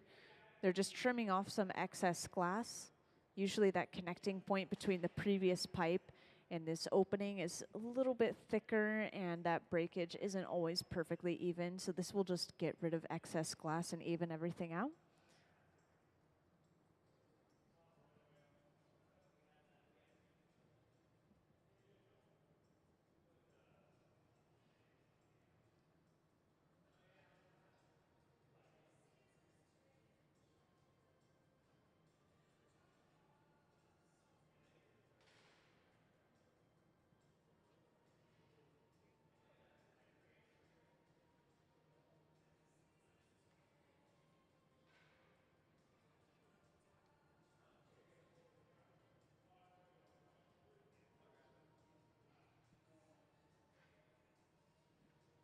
And to open this cup up, they've just been going in with a pair of jacks, these two metal blades, and flaring this quickly open.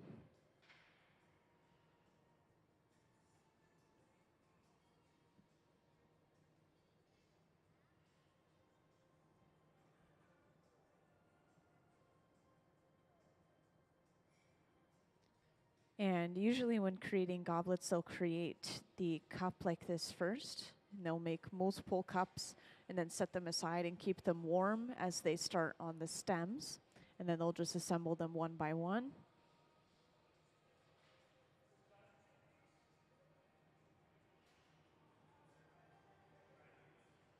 And to set this aside and keep it warm, this is going to be knocked off onto a heated tray.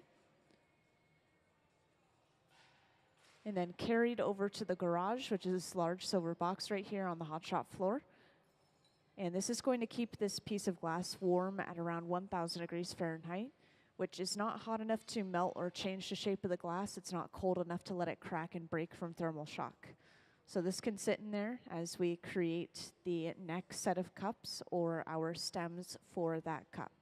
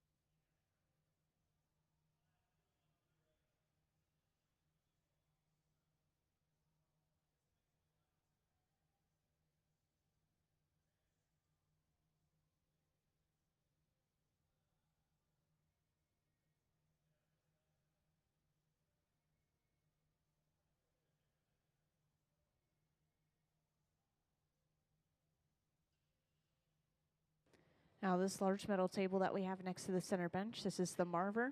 And we actually do have these throughout the hot shop, but this is the largest one. And we use it to roll the glass on to shape the glass, of course, but it will also cool certain areas of the glass down and kind of prevent the bubble from blowing out in that direction. So we can kind of change the way that the bubble will blow out.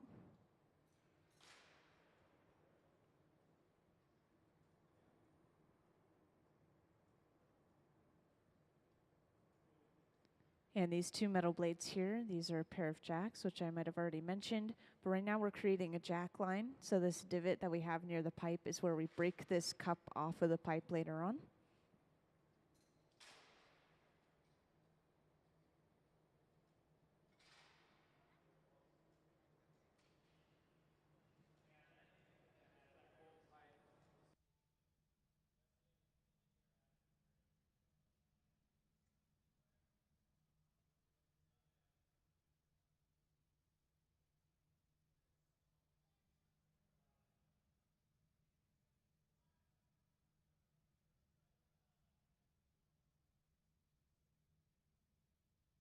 And hanging the glass down or swinging it as Ben just did there, this is going to stretch that glass out quite a bit and just give us a little bit of a longer shape for our bubble.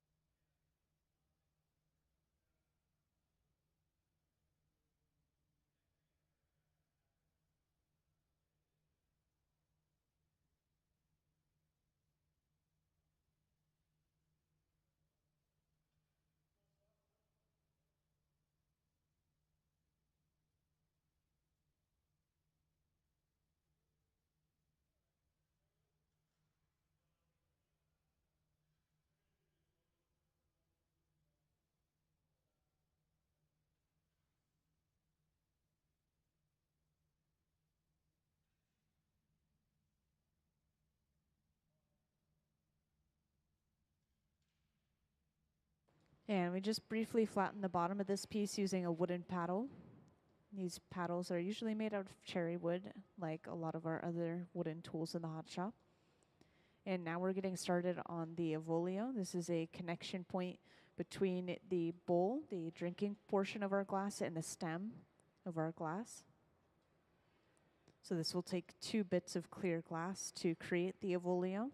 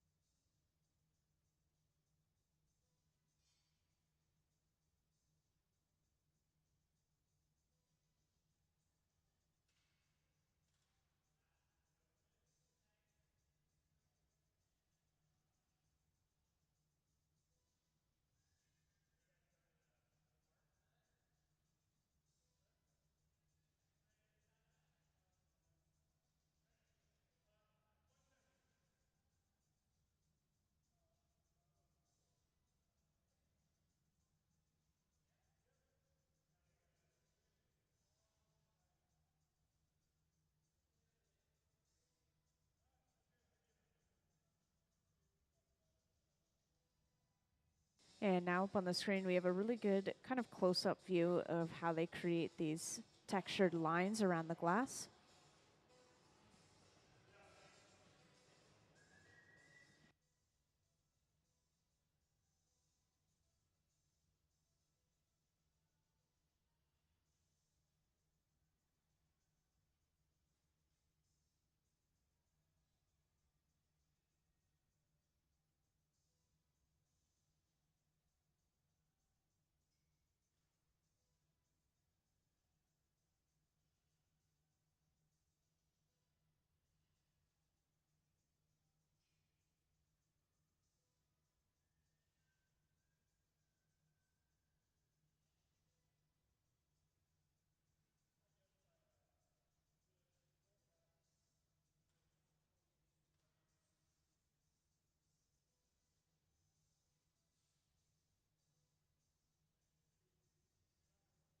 And once again, we are bringing over a punty. This is a second pipe that we attach to a piece to get access to another side of the piece.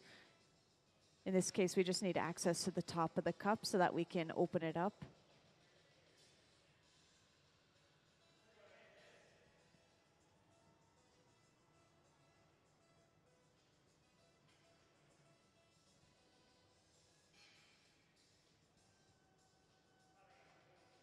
And since we aren't working with any color today, I think I do want to share a video with everyone of how we get color in our glass pieces, and then you can apply this knowledge to some other pieces that you may see in the gallery. And usually we'll use a technique called a color overlay. This gives us a really smooth, even layer of color across our piece. So could I have that color overlay video, please? The color in glass comes from adding various materials to the mixture of raw ingredients called batch. Most of the colorants are compounds containing some kind of metal. For example, adding cobalt to clear glass creates a deep blue. Tin and antimony can be used to create white glass, and gold chloride can produce a rich red or pink colored glass. Colored glass is melted in furnaces, just like clear glass, and then is usually rolled into bars for storage and easy application. In order to apply color bar to a bubble, we first need to preheat the color to approximately 950 or 1000 degrees Fahrenheit in a color oven or garage. Once warm, the color is then picked up on the end of a punty rod using a little bit of clear glass as a support. The color is then heated in the 2300 degree glory hole to soften it and make it malleable, while another artist creates a small bubble of clear glass on a blowpipe. Once warm, the color is dropped over the clear bubble, and then using a variety of hand tools or the steel marver, the color is rolled back over the clear in an even layer. This process is called dropping color, or creating a color overlay. Depending on the project, that bubble is then usually gathered over with clear glass and blown into the final form.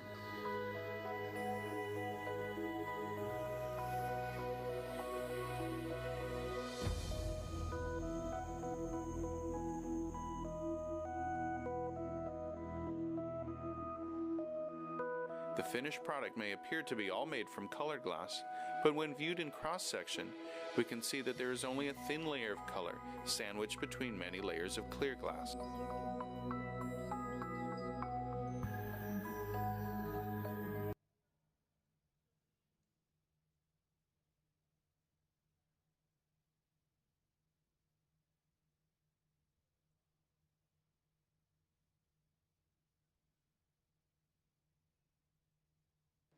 So after heating this glass up a couple of times, we have started to open it up.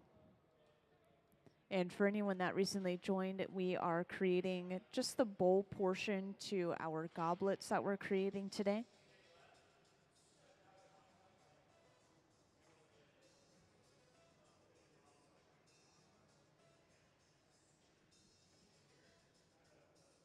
So we'll usually make a few of these bowls and then we'll set them aside and keep them warm as we start creating the stems for these goblets. And to set this aside, this is being broken off onto a heated tray. Then this is simply carried over to the garage. The garage is this large silver box on the hot shop floor. This will keep it nice and warm around 1,000 degrees Fahrenheit so it doesn't crack or break from thermal shock.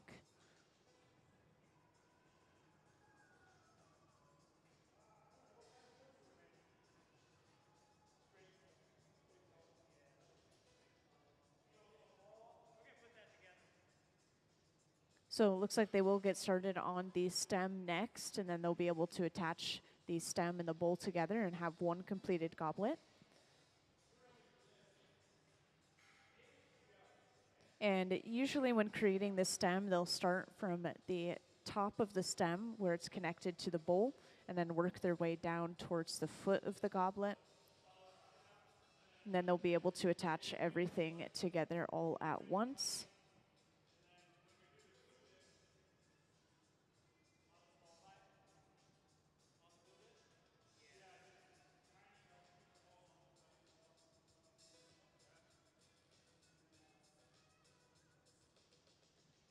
And the stem is usually where they would add color to the goblet, but it's looking like today we are working with all clear.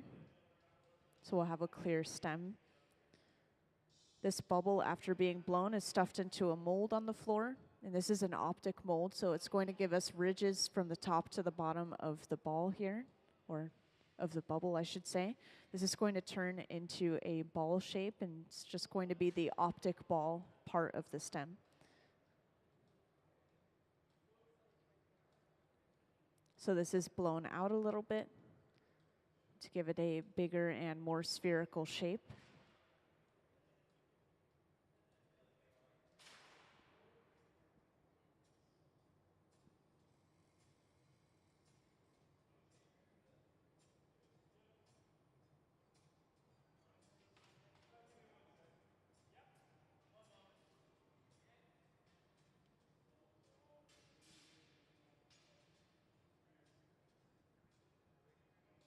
And could I actually have the anatomy of a goblet diagram, please? Thank you. So up on the screen, we have a diagram. I just wanted to point out real quick the optic ball. You can see that it's at pretty much the top of the stem. The avolio that you see at the very top of the stem is actually already connected to the bowl, the bottom of our cup. Thank you. So we'll work our way down the stem.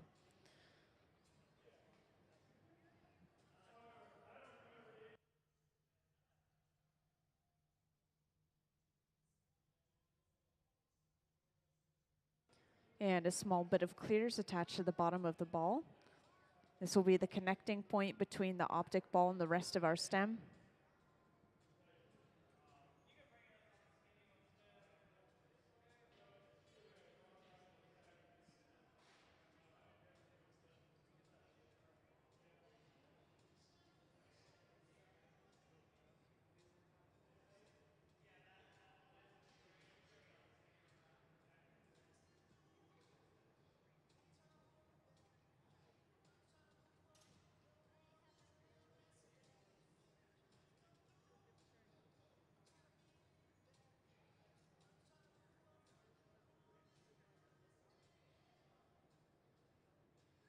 And this bit of glass that's being attached here is also just some solid clear glass.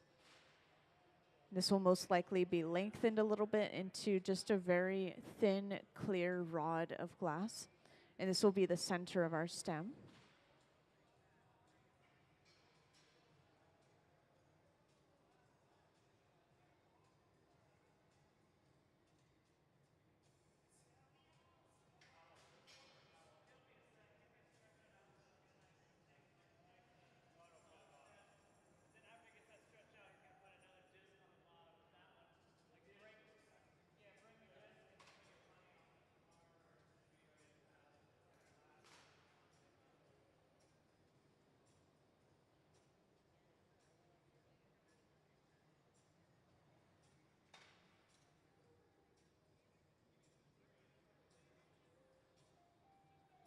So after stretching this stem out, they'll just cut off all of that excess glass that they don't need.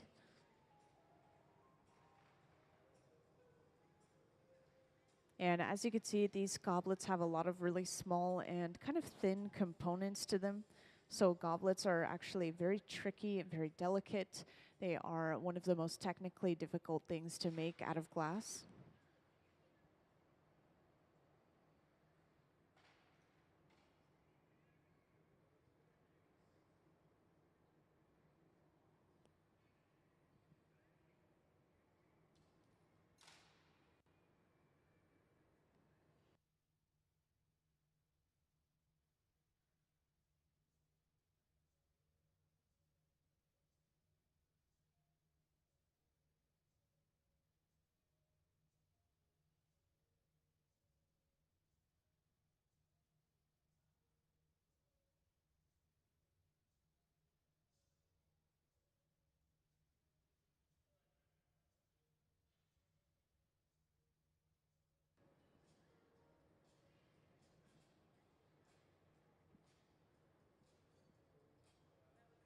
And another bit of clear is brought over once again. This is placed at the very bottom of that stem they just created. And this will be the attachment point between the stem and the foot of our goblet.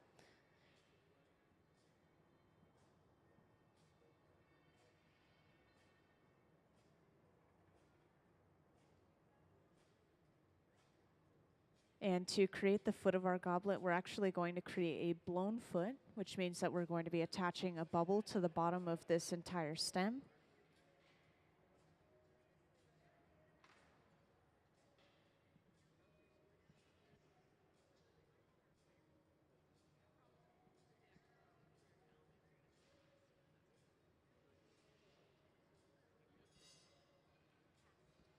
So another clear bubble of glass is created. This is being created over on the left here.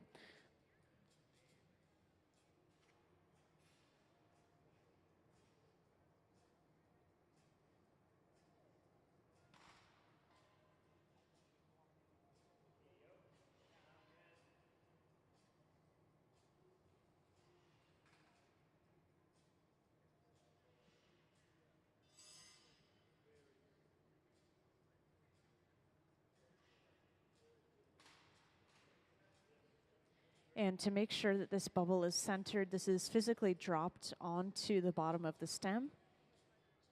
And they give it a little puff of air just to make sure that it stays inflated before cutting that all off. And so now, as you can see, we have a sealed off bubble that's attached to the bottom of our stem. So our next step is to actually open this bubble up. And the way that they're going to do this is by going in with a pair of jacks, these two metal blades, and creating a line or a divot in the middle of this bubble.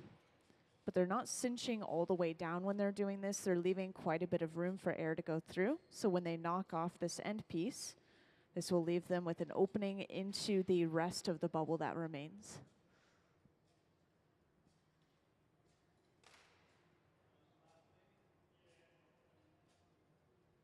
And now that they have that opening into the foot, they can start to just go in with that same pair of jacks and flare this open into that foot shape.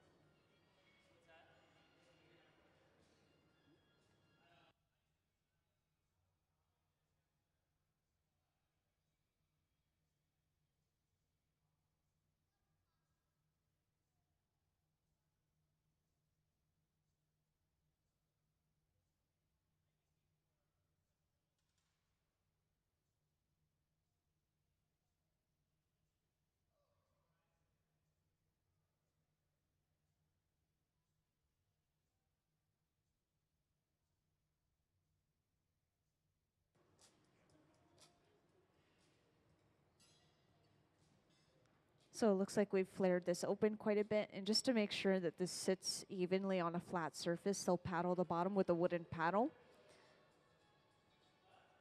and really just kind of force it to straighten out quite a bit before they move on. So now we have our completed stem and our completed foot for this goblet. So our next step is going to be attaching yet another pipe to the bottom of this foot and then breaking this stem off of the pipe that it's attached to right now. And this will give us access to the top of the stem where we need to place the bowl of our goblet.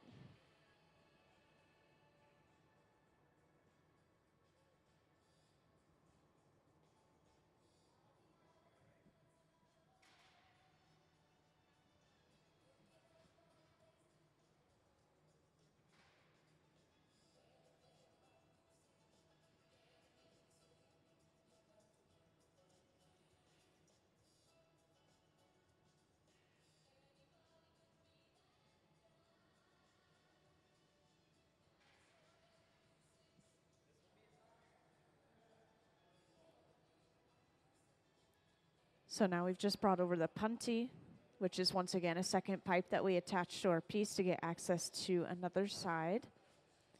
Now we'll be able to break this stem off using a little bit of pressure and then tapping the pipe. Now our final steps are going to be attaching a clear bit of glass to the top of that optic ball or the top of the stem. And this is going to act almost as a glue as we bring over the bowl of our goblet and attach our final pieces together.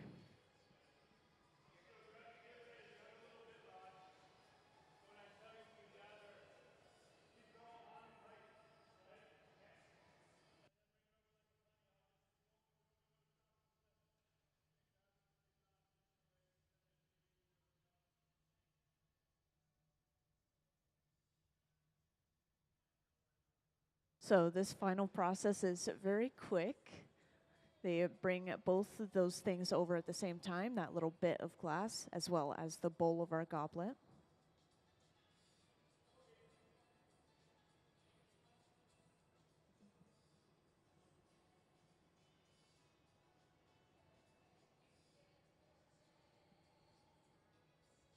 So now we've just attached our little bit of clear. This will act as a glue as we attach the bowl of our goblet to the top of our stem. All we have to do is break off the second pipe that's attached to the cup, and we now have these two pieces of glass assembled together, creating one goblet. Now this goblet is pretty much done. They just have to make sure everything is straight and evened out before they put the goblet away to cool down.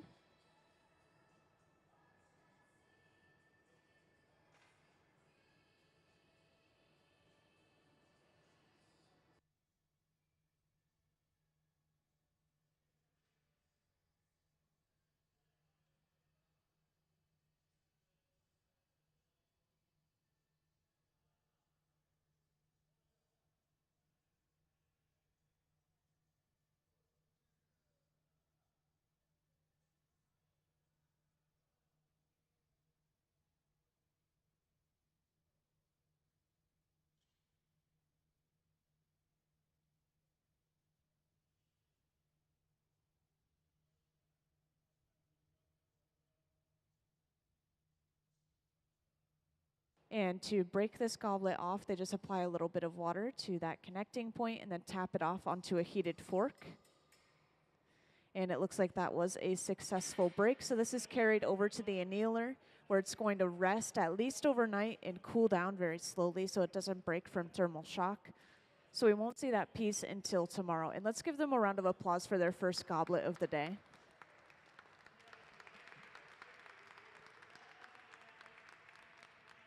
Thank you. So they will continue to work on these goblets, I believe. They have made one more of these bowls, so they'll probably create one more stem and then attach them together.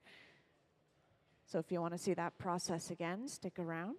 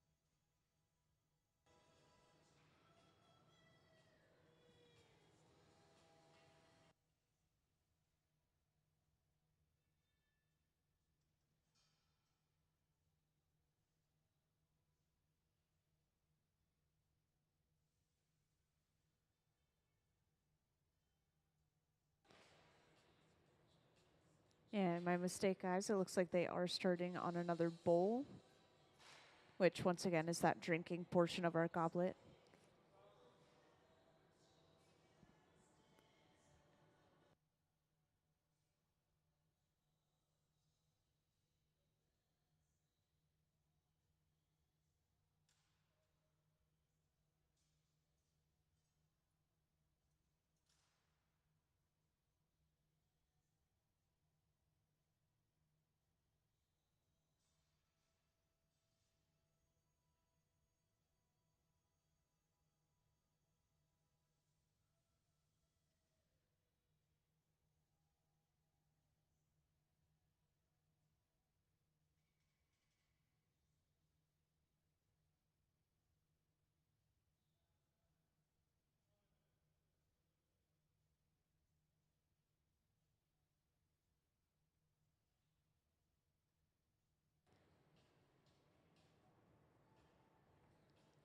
So it looks like for this bowl, we are going for that same shape that we had with our goblet last time, a little bit of a shorter cup.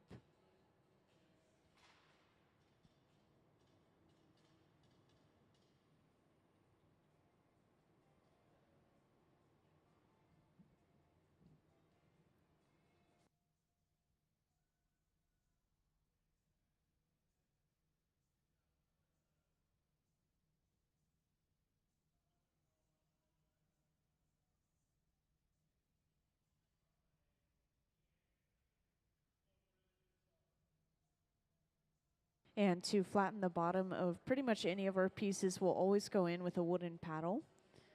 And all of our tools, our wooden tools in the hot shop, are made out of cherry wood, usually, which is a little bit harder to burn, burns a little bit slower. And now that we've flattened the bottom of our cup, what we'll do next is we'll create the avolio. This is the connecting point between the cup and the stem.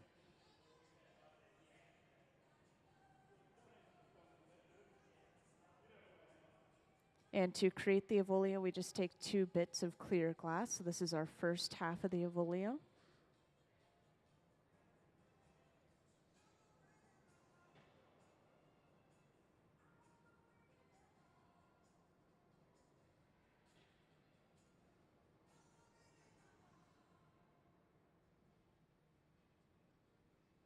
And here is the second part to our avolio.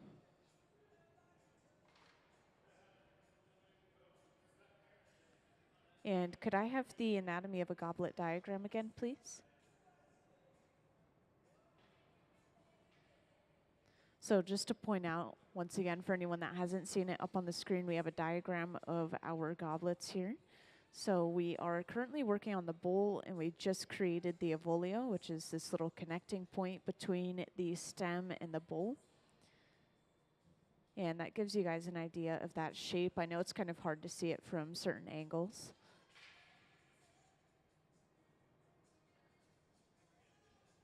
Thank you.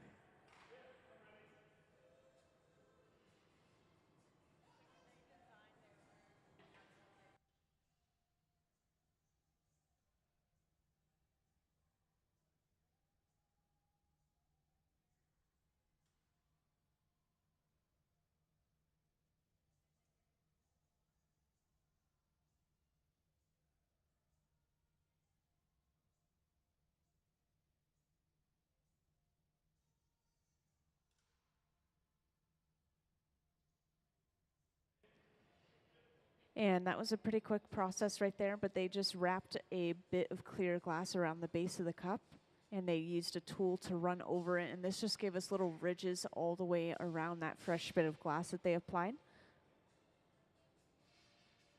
So the lower half of this piece is complete. Now what we have to do is attach a puntee, which is a second pipe, to the bottom of our piece here, and then break this piece away from the pipe that it's currently attached to.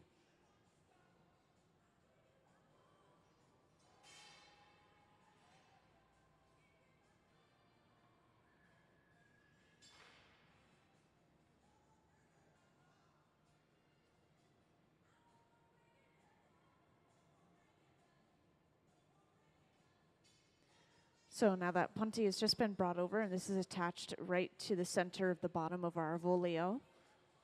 And then all they do is they hold a little bit of pressure to that connection point between the original pipe and this cup, and then break that cup off. So now they'll be able to open this cup up.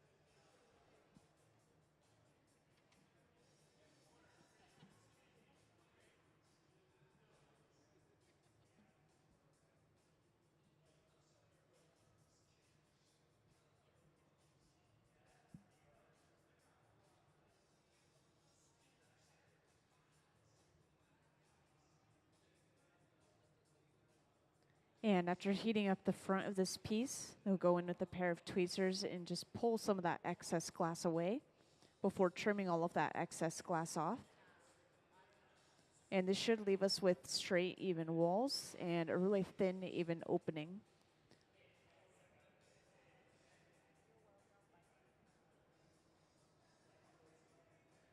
And now that they've trimmed that glass off, all they have to do is open this cup up to its full size.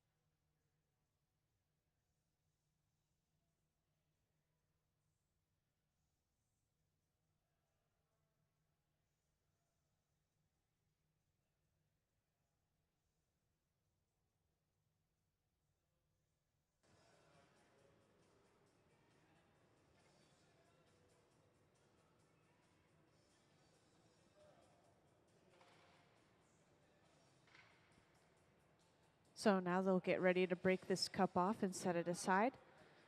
We have to make sure that this cup stays nice and warm as we work on the stem for this goblet. So to make sure that it stays warm, it's going to be knocked off onto a heated tray, which is important. We don't want the glass to touch anything cold. And then this is set aside in the garage being this large silver box on the hot shop floor. This will keep this glass at around 1,000 degrees Fahrenheit. And this is not hot enough to melt or change the shape of our glass, but it's also not cold enough to let it crack or break from thermal shock. So it's just going to rest in there and stay nice and warm.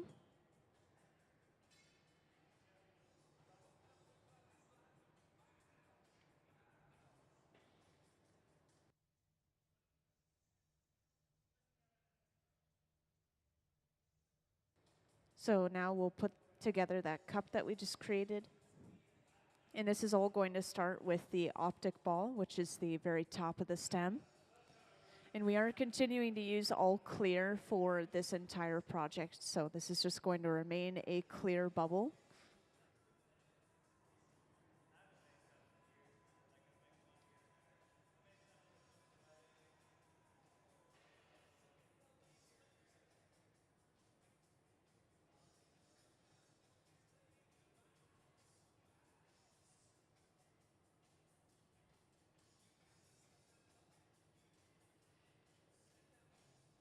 And after heating this glass up briefly, this is pressed into a mold on the floor. And this mold is an optic mold, so this has given us ridges all the way from the top to the bottom of our bubble.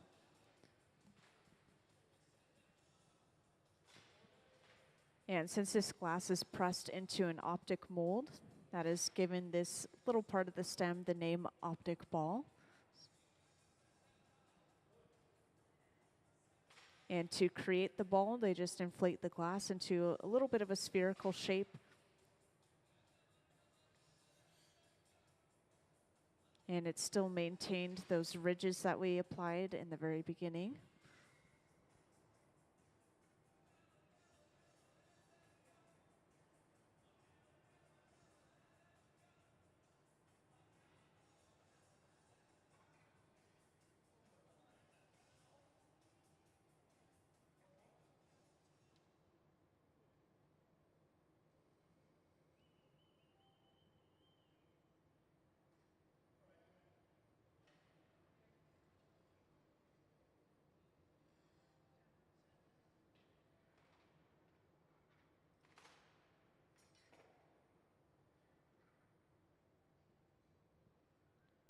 And one more bit of clear glass is applied to the end of our optic ball here. This is the connecting point between the optic ball and the rest of our stem. And this stem is going to be relatively simple. It's just going to be this long bit of clear glass.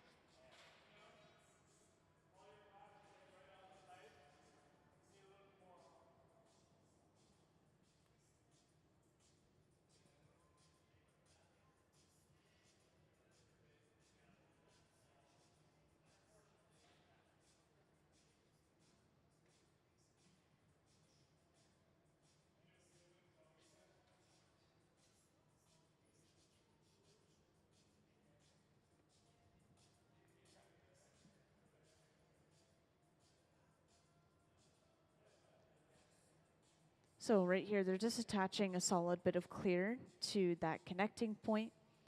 And this is going to be lengthened and straightened out into pretty much just this long clear rod. And that's creating the majority of our stem.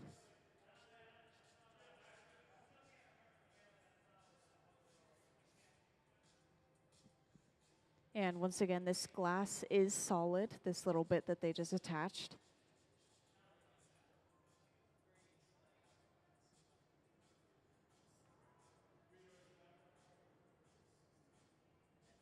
And to straighten this out, Ben first goes in with a pair of jacks, these two metal blades. And then next with a pair of diamond shears.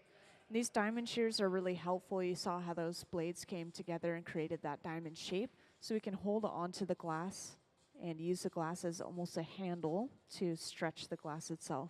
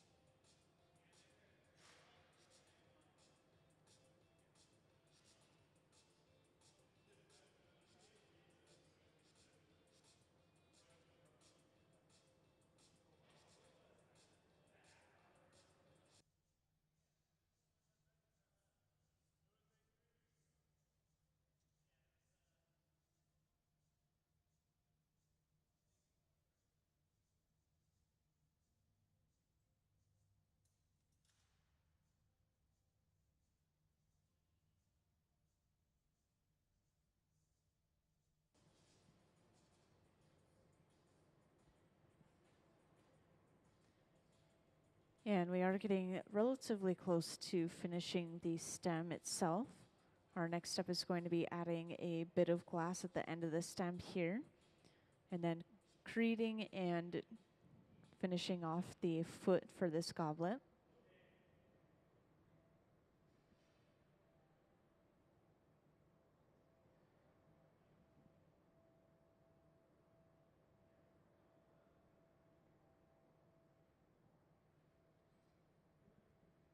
So first this bit of clear is attached to the bottom and turned into pretty much just this little disc of glass.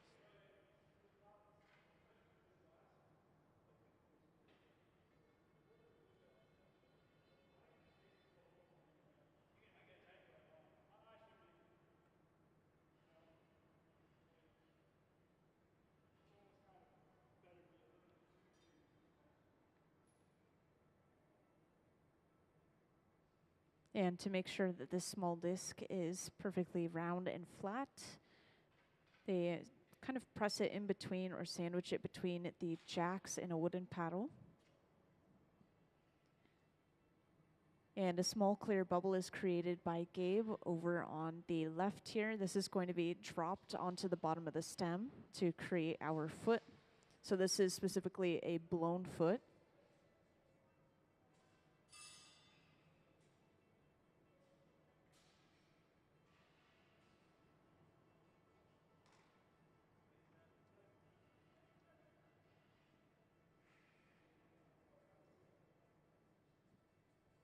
So once again, this bubble is dropped onto the bottom of our stem. Then they cut it off. So our bubble is actually sealed right here.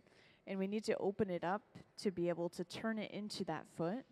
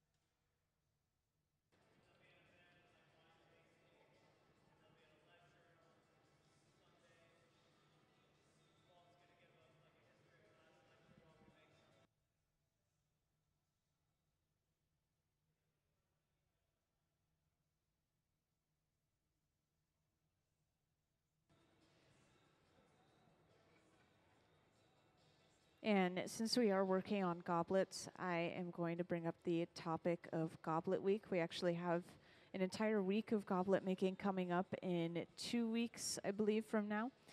And so could I have that slide that gives us just a little bit of information on that, please?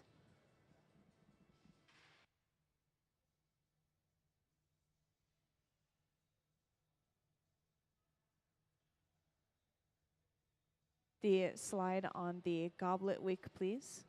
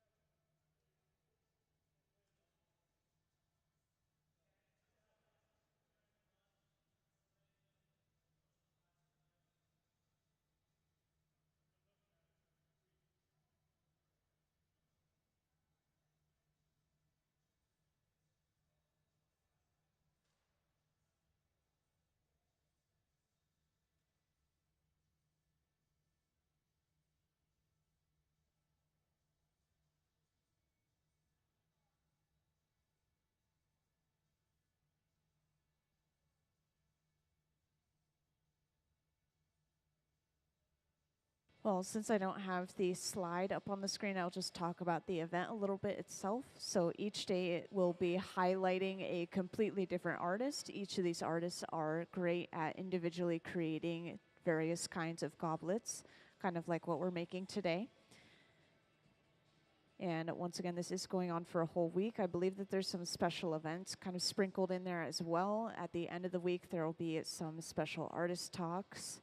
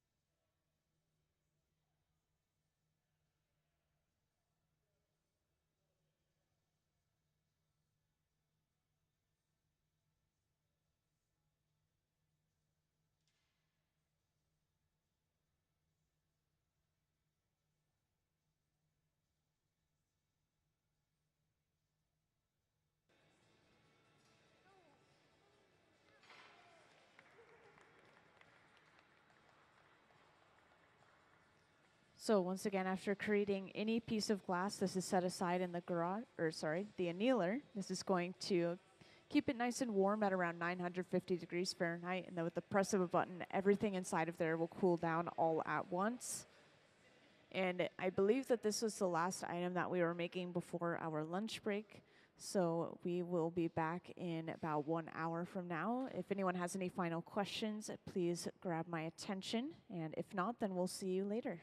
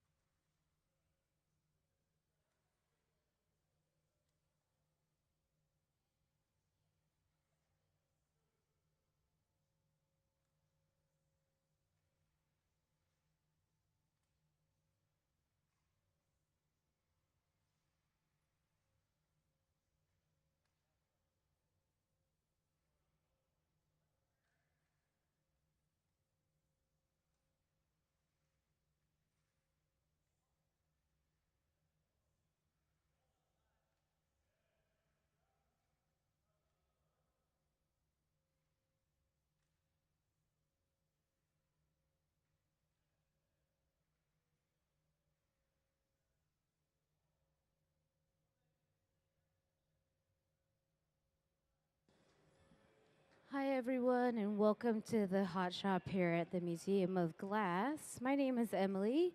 I'll be your MC for the afternoon. And if you guys have any questions, feel free to just raise your hand and ask. I'll give you guys the basic overview of what's happening here on the floor in a moment, but I'll let you know of what's going on with the different ovens that we use and then the process.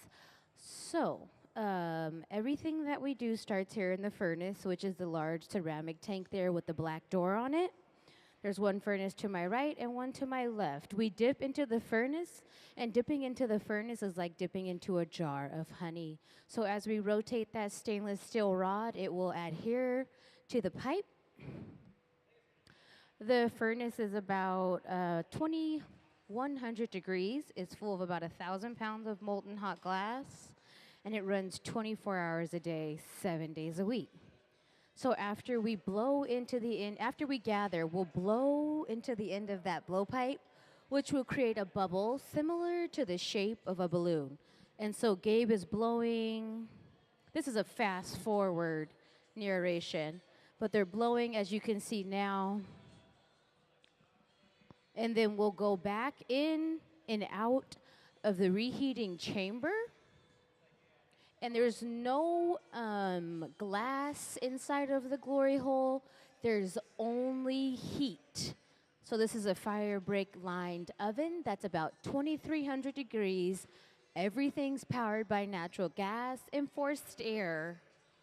And so he'll go back in just to give his piece of flash to make sure the heat stays evenly distributed, because we always want the heat to be even. We're making goblets right now.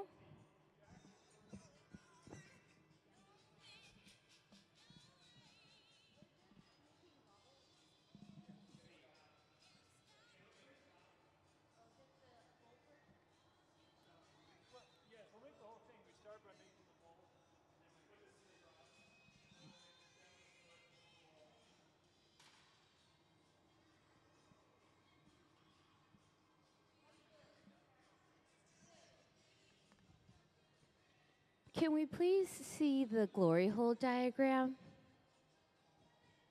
So as we dip back into the glory hole just to get some heat, reheat the top portion of the goblet, you can see once again, for those that just joined us, we're making goblets, and this reheating chamber is powered by natural gas and forced air, and it's about 2,300 degrees of heat inside of the chamber. We have to make the top portion of the goblet, and I'll let you know the next step in a moment, okay? Does anybody have any questions at all?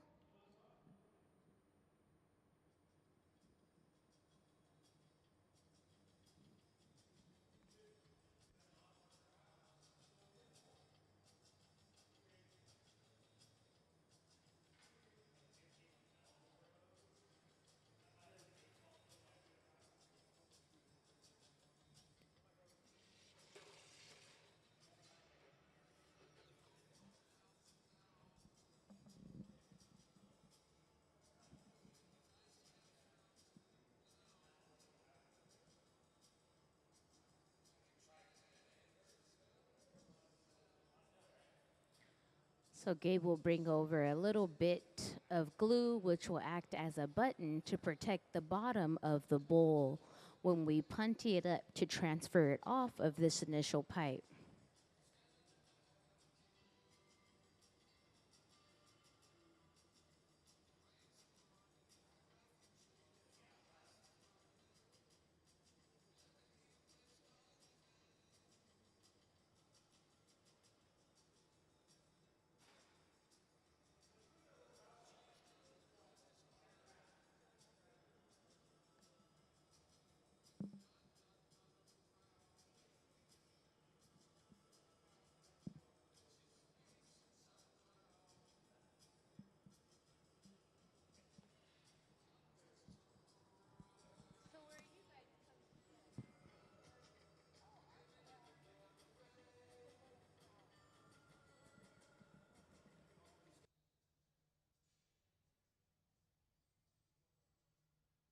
Can we please see some diagrams of goblets that we've made in the past?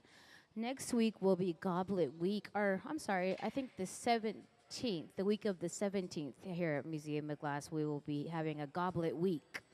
Goblets are very hard to make due to how delicate they are, so to have them balanced. So if you look up at the big screen, you'll see some of our past Red Hot goblets, which is our annual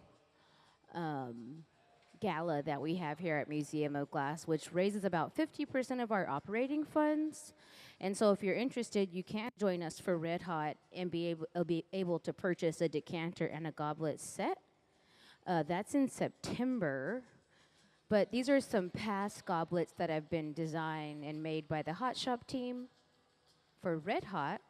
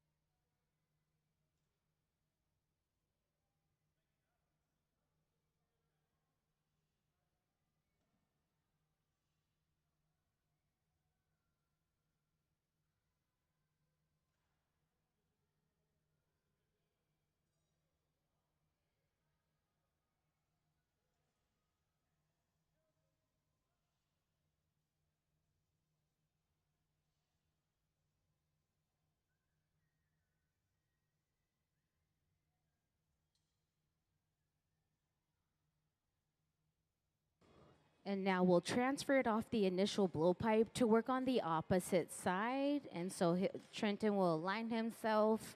We'll add a little water to that initial blowpipe, knock ourselves off. And now that really tiny access point is what we're going to open up into a very large diameter bowl.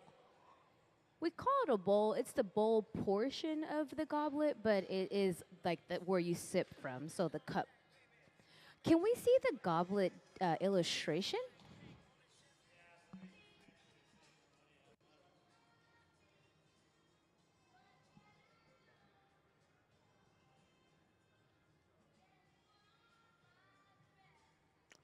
So if you look up at the big screen there, you'll see the different parts that have to be made to be assembled. We work on the top first, and then we'll work on the bottom and assemble the top to it.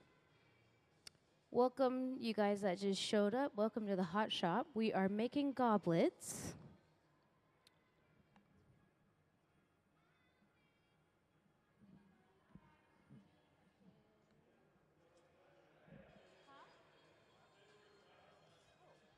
Where does the glass come from? The glass comes from originally from Germany, and then I think it comes to North Carolina. And we buy it from North Carolina.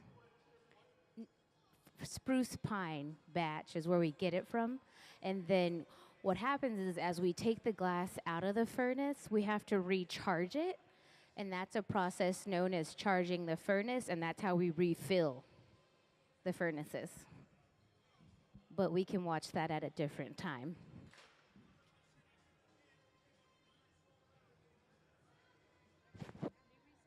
So the glass that's on the ground could be, but we probably don't want it to because it touched the floor, so it'll have some, dirt on it. But if it's clear and you let it drain off into a cylinder, then we can recycle it. Yeah. But they'll probably just throw these shards away. If it's clear, you can recycle. If it has color in it, it's trash.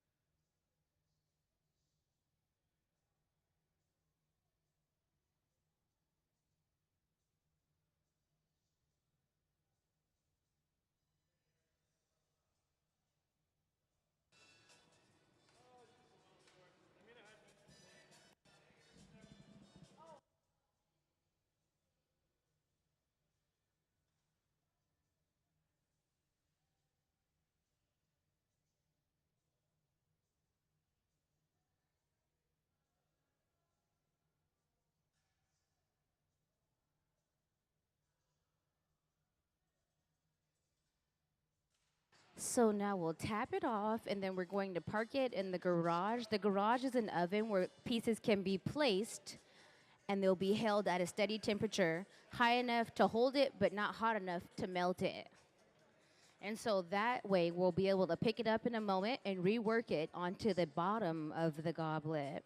So as we continue to take glass out of the furnace, we have to refill it with more glass. So could we please see the charging the furnace video?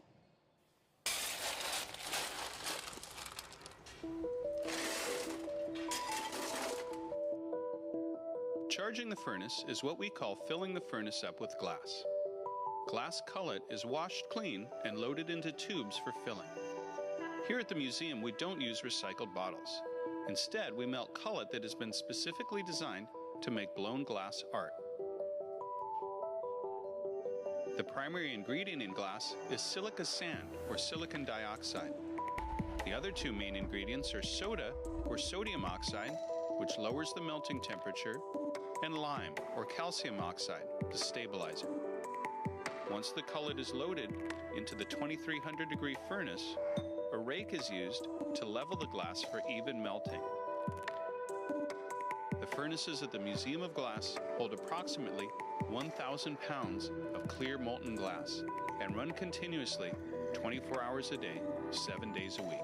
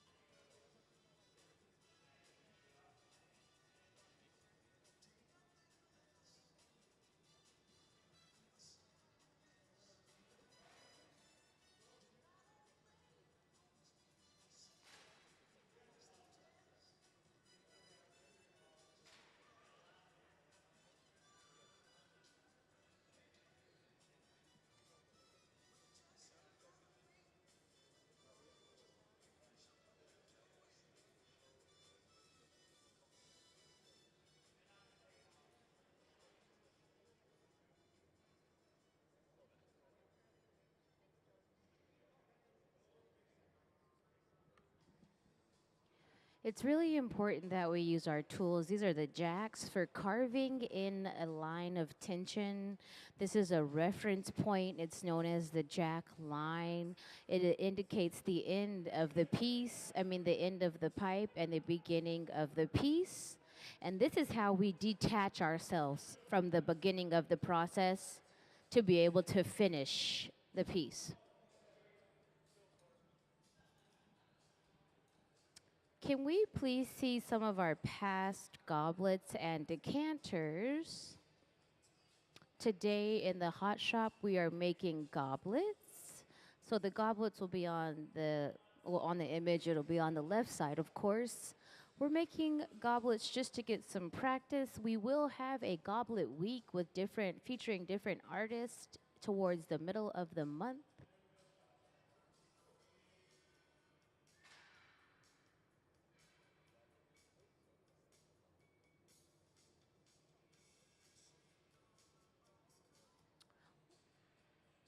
We are making another top, another bowl of the goblet. We'll make a couple and park them, and then we will start to assemble them after we have a few tops in the garage.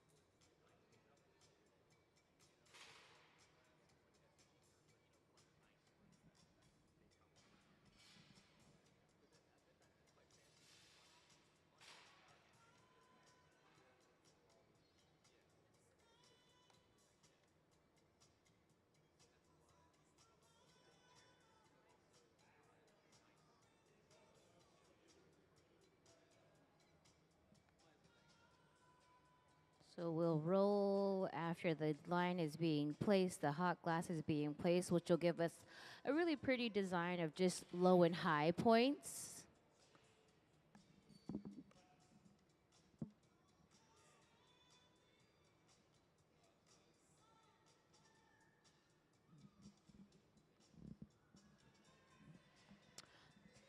To be able to work on the opposite side where the access, where the air has been blown in, we'll put on a punty rod. Puntiel is a term in the Italian language that means to bridge, and so we're gonna work from the beginning to the end. So it's called punty.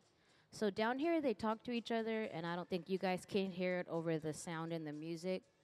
And so he's like, he needs a punny. So we'll punny up. It's a transfer pipe.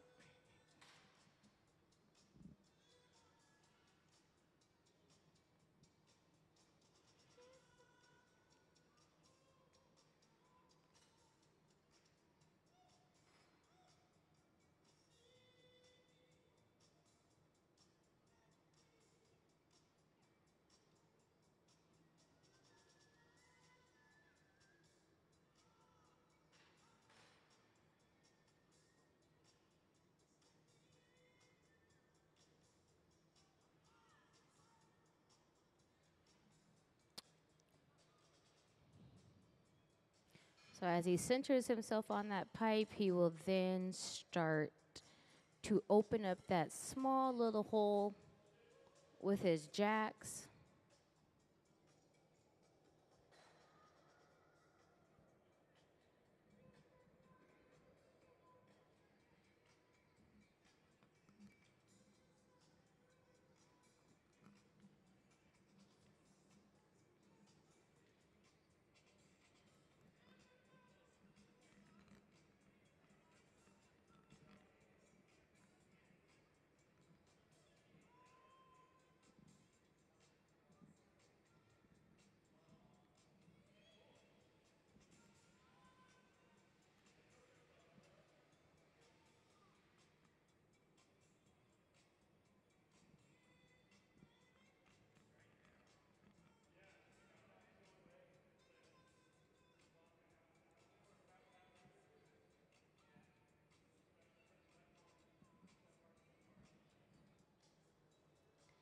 Can we please see the goblet illustration?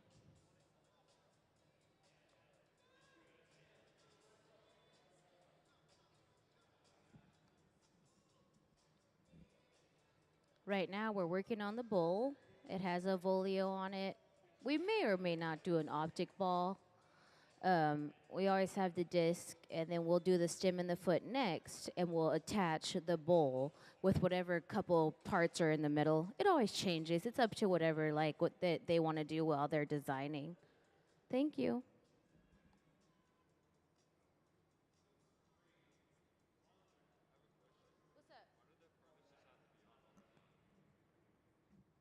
Um, that's a great question. So the furnaces on the inside, they have a bowl, and that bowl is what's holding the glass. And we don't want to turn it off and turn it back on every day because then the glass, you're stressing out the glass. It takes too long for it to heat back up, and it can potentially shrink. Well, it will shrink and crack that bowl over time. So you're just adding more stress to the environment when it's better just to keep it running every day, and it's used like at least 5, maybe sometimes 6 days out of the week. Yeah, it does.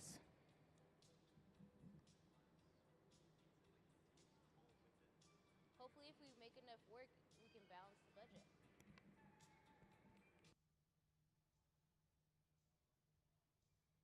I think it always depends.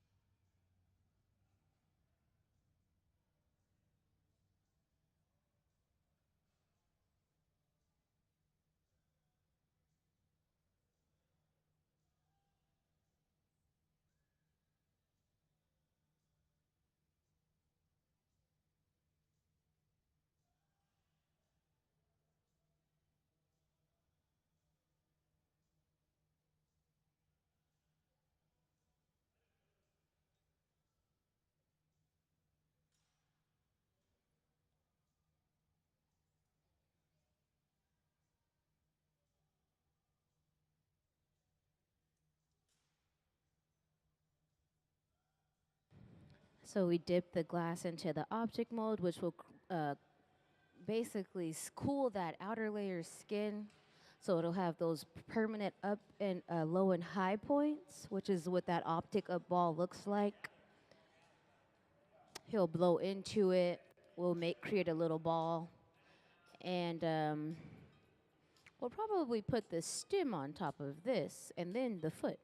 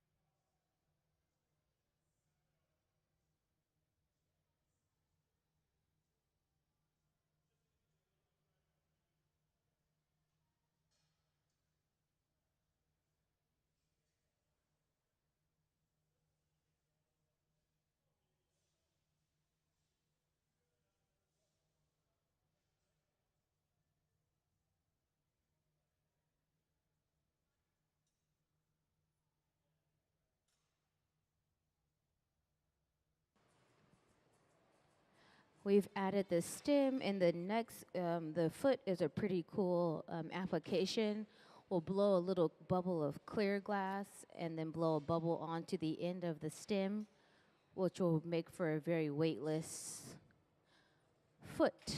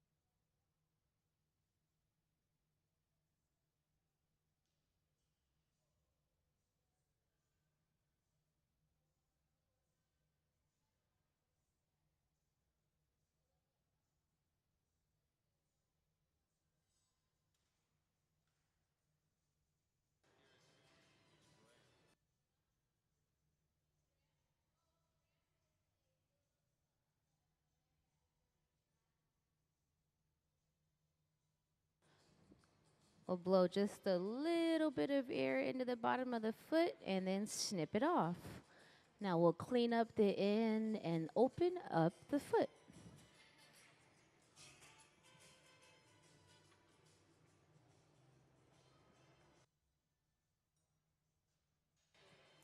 The jacks are very good for carving into the glass, which creates stress in certain areas, which will allow us to be able to remove any excess glass.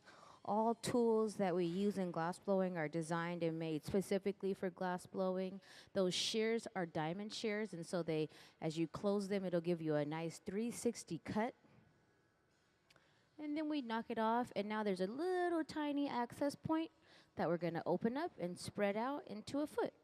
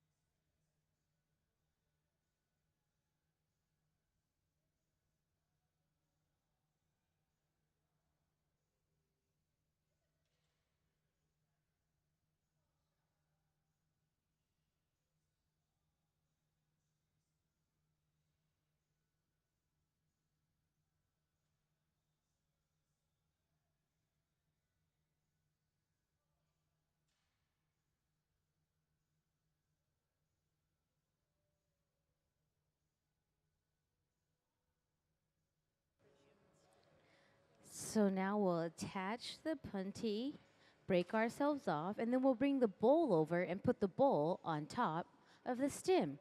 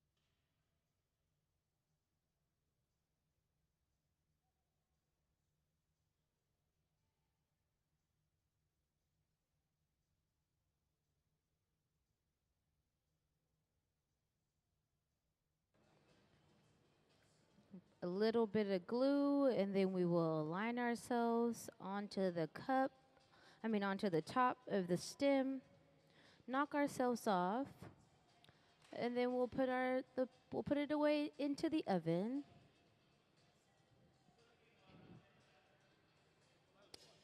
Can we please see the Goblet Week slide? So in a couple weeks here at Museum of Glass, we will be having different artists come and create goblets.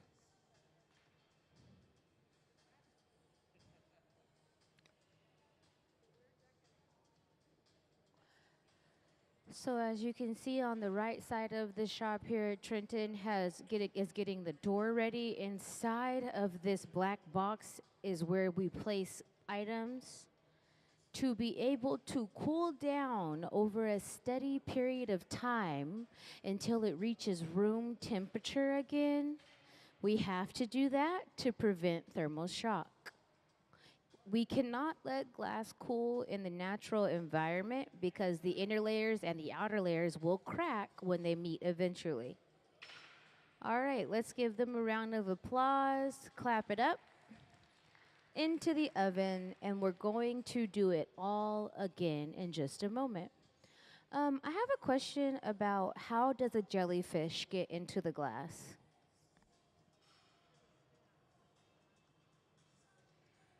What do you mean? You know those jellyfish in the store? How do you Yeah. put the jellyfish?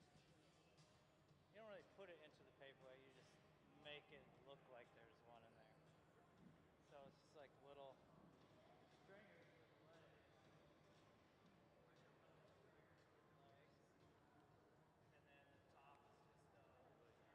the top is just Uh-huh. it's really simple. And then you gather over it to make it look, it's an illusion though. That's why it's hard for me to explain. Yeah, you don't put it in there, you build it and you gather over it. Yeah, it's kind of hard to explain. You can't really explain it, you have to show it.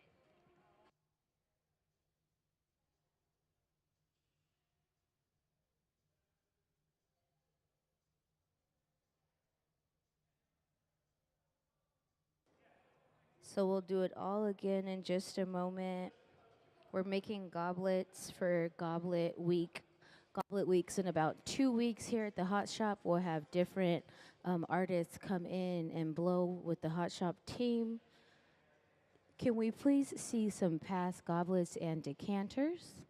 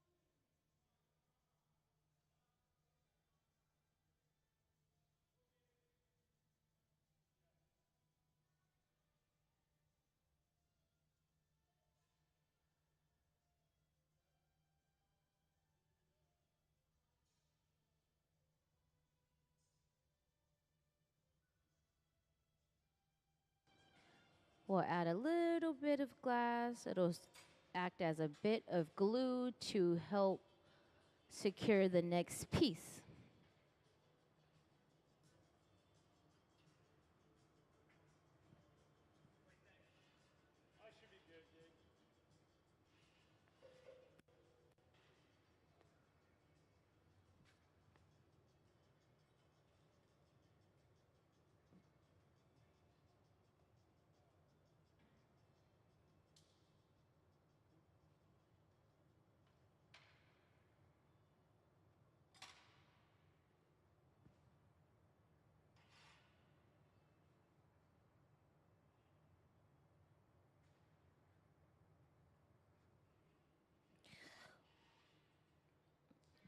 And so as you gather it from the furnace, the glass is about 2100 degrees. It's very molten, similar to lava.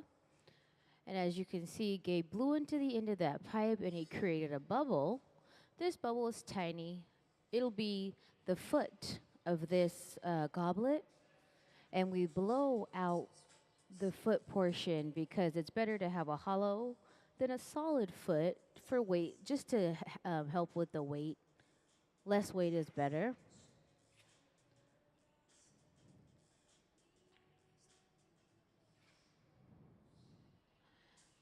And then we'll go in with our jacks. It's like this is two large inverted blades, like two knife blades. And we'll carve in a line of tension, use our diamond shears, and then remove that additional glass.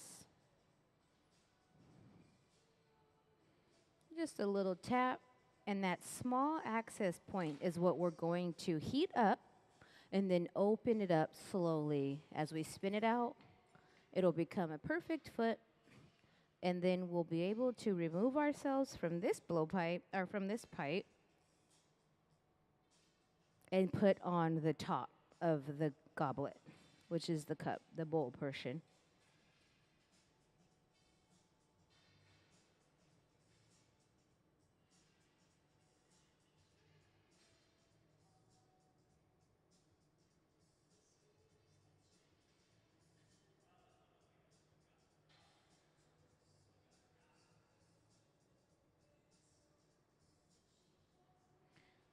So we'll go in and slowly angle our wrist, and then as you can see, it spins out effortlessly as we rotate back and forth.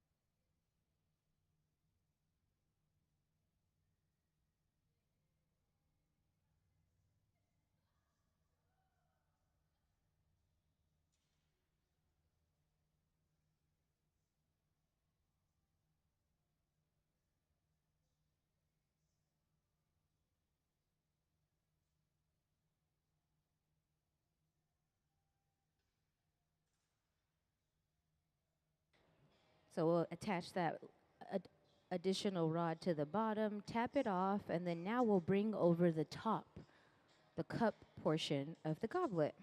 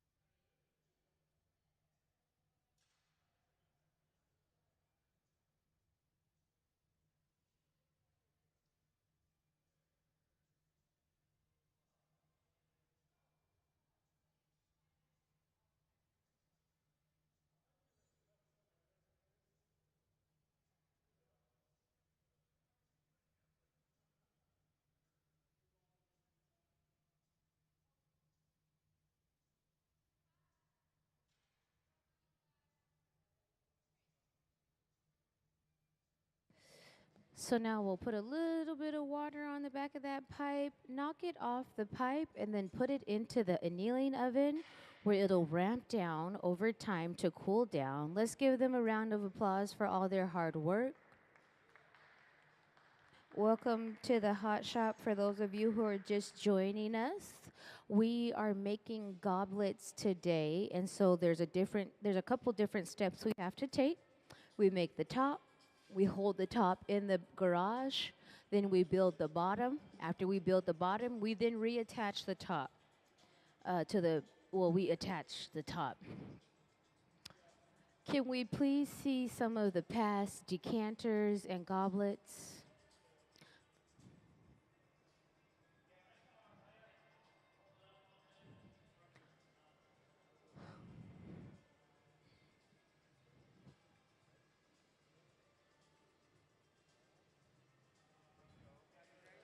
You guys take care. Have a great day. Safe travels. So, for those of you who are just joining, I'll give you guys a basic overview of what's happening down here in the hot shop and the tools and the ovens. So, everything that we do starts in the furnace. The furnace is a large ceramic tank powered by natural gas and forced air. It runs 24 hours a day and it's 7 days a week. It holds about 1,000 pounds of molten hot glass. So dipping into the furnace is similar to dipping into a jar of honey. As you dip into the furnace, you'll rotate that hot steel pipe. Hot glass only likes to stick to hot steel. After you blow into the end of that hollow pipe, you will then create a bubble similar to the shape of a balloon. And Ben blew in a pretty good one earlier. As you can see, there's just a clear bubble there. And then from there, we will work in and out of the reheating chamber. And so the glory hole is this oven here where Ben is standing. It's powered by natural gas and forced air, and it's only used to reheat the glass. It's filled with hollow fire brick, and it's about 2,300 degrees when we go in to reheat the glass. The glass must stay above 1,000 degrees while it is being worked to remain malleable and to prevent stress. Like I said earlier, we are making goblets today. Next week, or in a couple weeks, we will have different artists come here to the museum, and we will have a week full of goblet making with different styles and interpretations from different artists. If you have any questions, my name is Emily. I'll be happy to answer your questions. Thank you.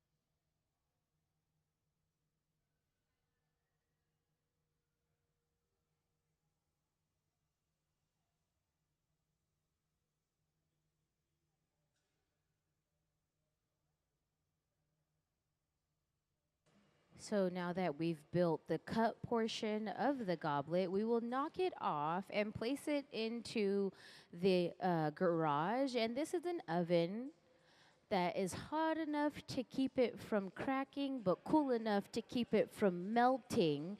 It's just a parking space. We're going to rework it into the process after we build the stem. They're probably going to make, they just made 2 cups earlier, and so we'll probably make 2 more. Can we please see the goblet illustration?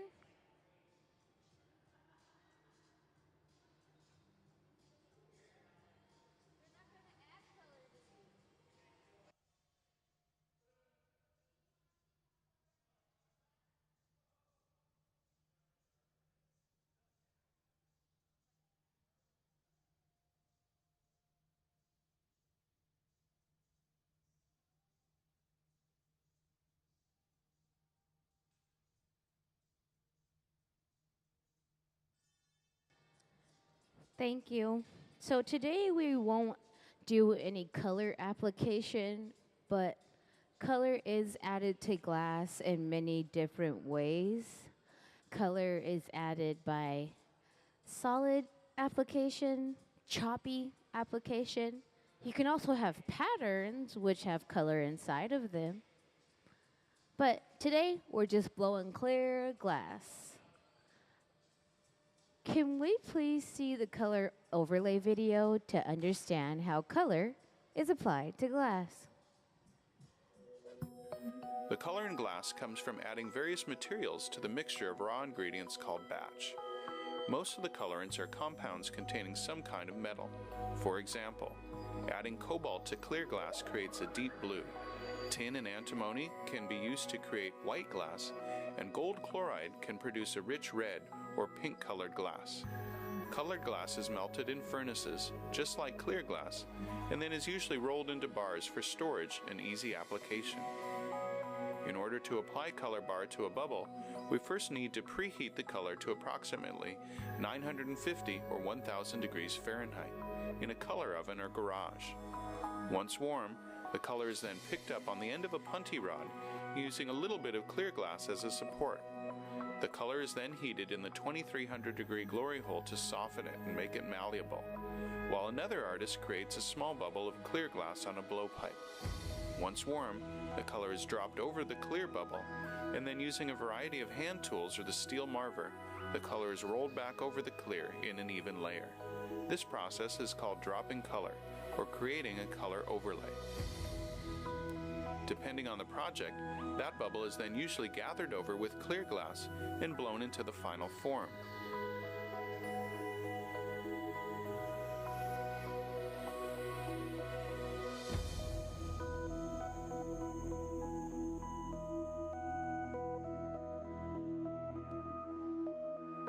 The finished product may appear to be all made from colored glass, but when viewed in cross-section, we can see that there is only a thin layer of color sandwiched between many layers of clear glass.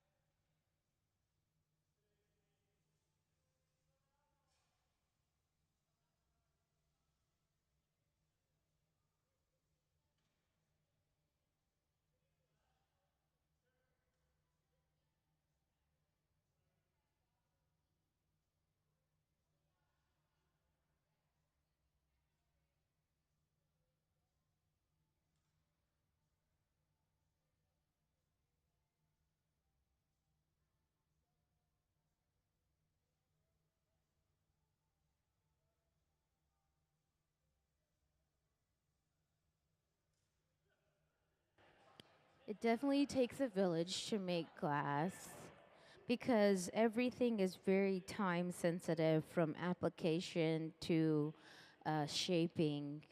They work really fast. And so once they place something down, they'll shape it up. In just a moment, we'll remove ourselves from this initial blowpipe.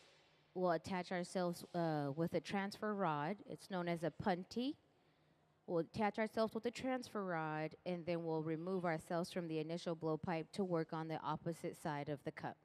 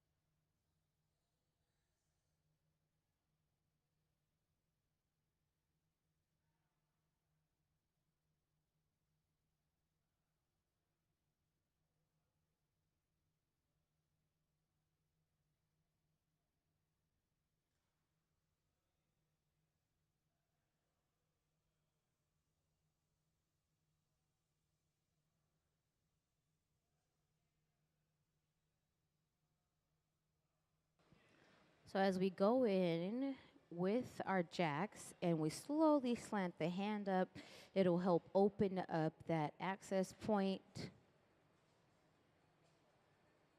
Do you guys have any questions? That reheating chamber is about 2,300 degrees that we keep on working in and out of to help flash the glass. The glass has to stay above 1,000 degrees to remain malleable while working to prevent shock or stress.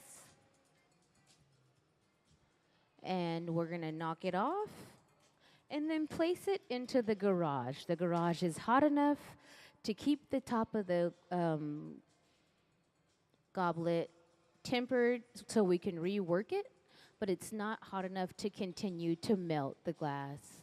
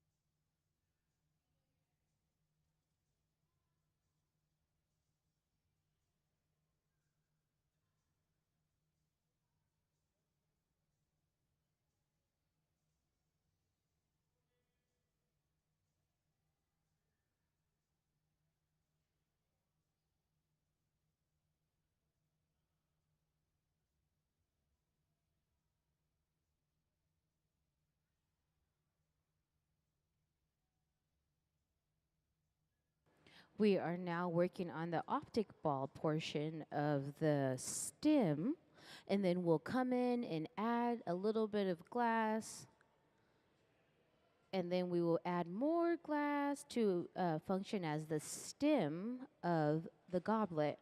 For those of you who are just joining us, we are making goblets today. In a couple weeks, we'll have Goblet Week, and different artists will come and create their own interpretation and styles of goblets. And so now we'll add some hot glass that's solid, and we'll stretch it out. Dipping into the furnace is about 1,000 pounds of hot glass. It's about 2,100 degrees of molten hot heat in there. Hot glass only likes to stick to hot steel.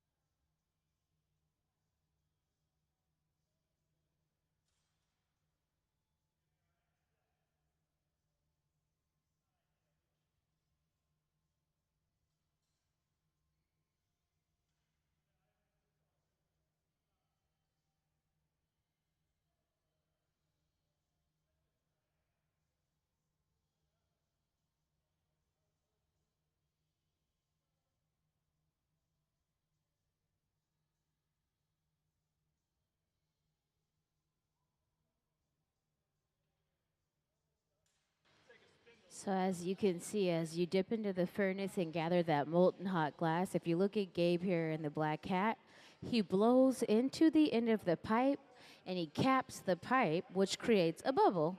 And that's the inception point for making items in glass. That's how you carve it out. And from there, you can make a bowl or a cup. But he just needs a tiny bubble because he's making a hollow foot, which is a small bubble that we're going to open up, which will help have a weightless bottom, a hollow weightless foot. So then we'll go back into the oven and get it nice and warm. And then we're going to lay this bubble over the bottom of that disc that we just brought over. We'll blow into the end of that pipe to reinforce some of that air, cut it off, and then we're going to clean up the foot.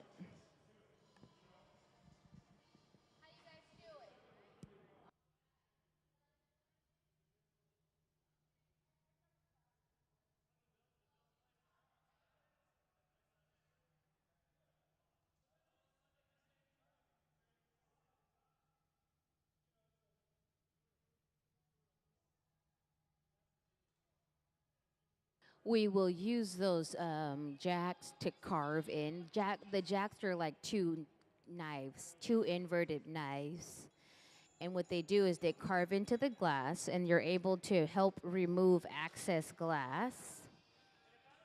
And then we're gonna slowly open up this bubble into a flared foot.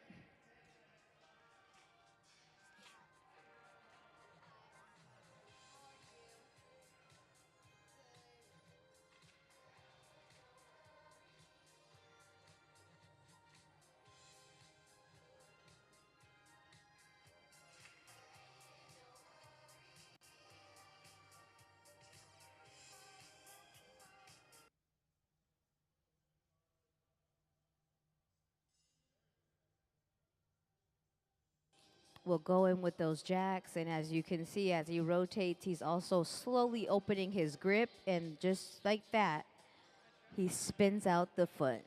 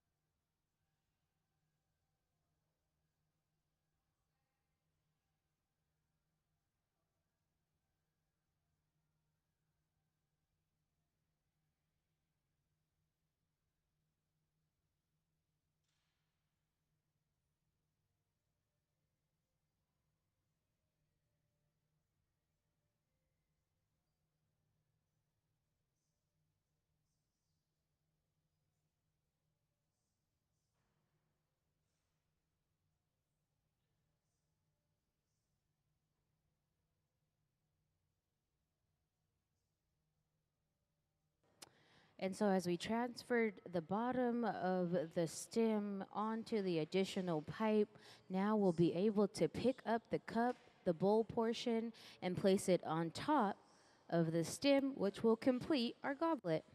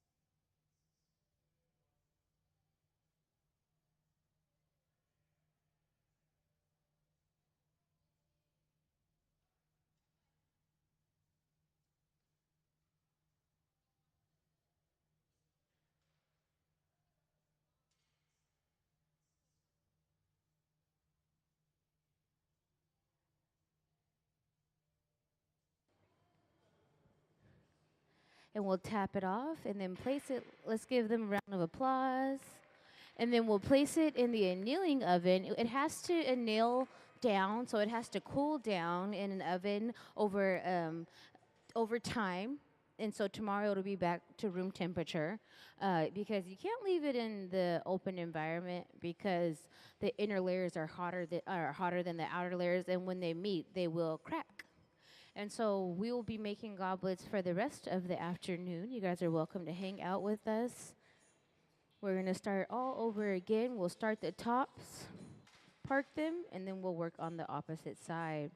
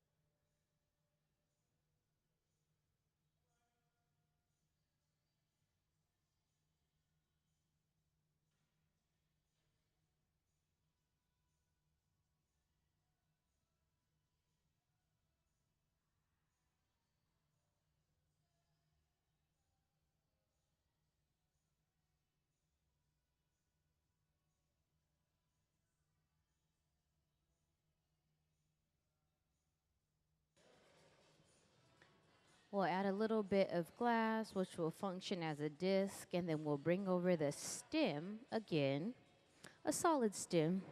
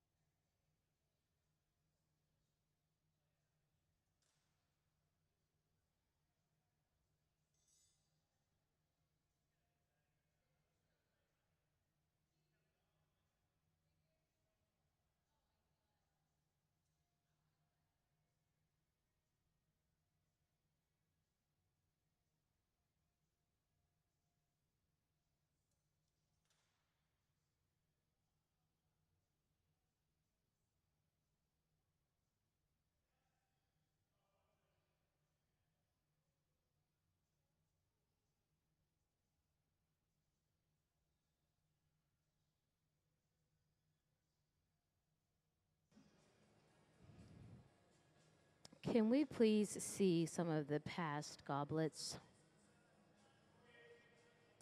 Today in the Hot Shop, we are making goblets. We are going to have a goblet week here at Museum of Glass in about 2 weeks. Various artists will come and create their own style of different types of goblets. So we're doing some demonstrations for you all today. We are working on the bottom portion. We already created the top, and now we have to stick the bottom together, and then we'll add the top in just a moment. So right about now, we are working on the foot of the goblet, which is at the very bottom. We'll blow out a hollow foot in just a moment.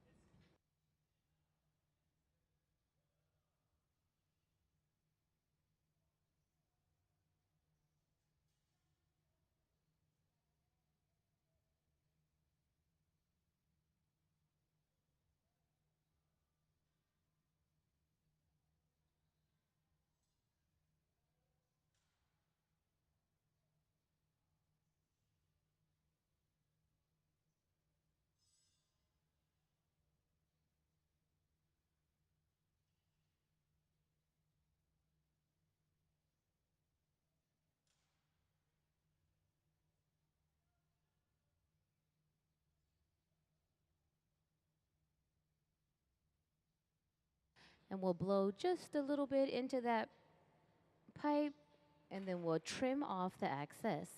We like to make blown foots because they're a lot more weightless than a solid foot.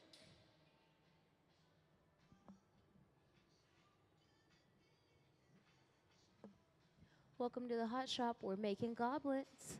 Can we see the goblet illustration for those that just joined us?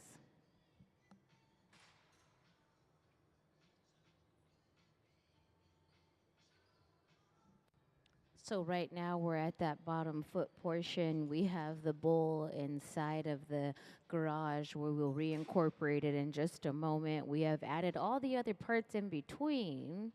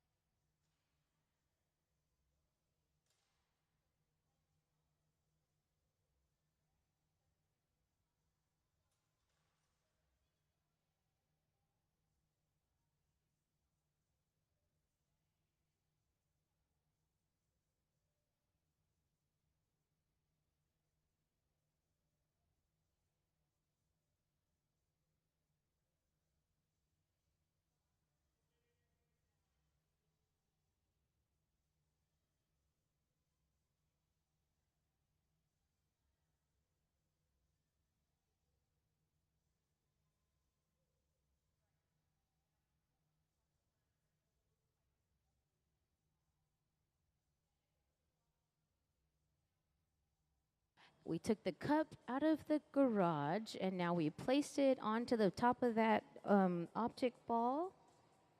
And then what we'll do next is we'll remove it from the pipe. We'll add a little water to the back of that pipe. And then we'll put it into the oven there on the right side of the hot shop. That's an annealing oven, which will allow it to cool back down to room temperature and prevent any shock.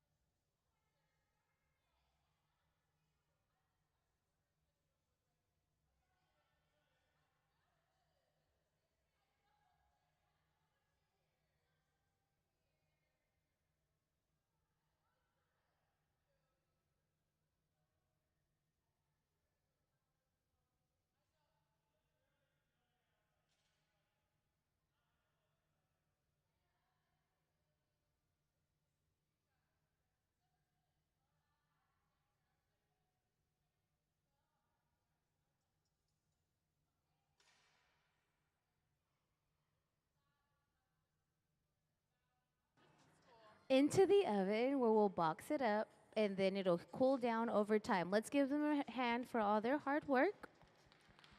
And we're going to do it all again. If you have any questions, just let me know, okay?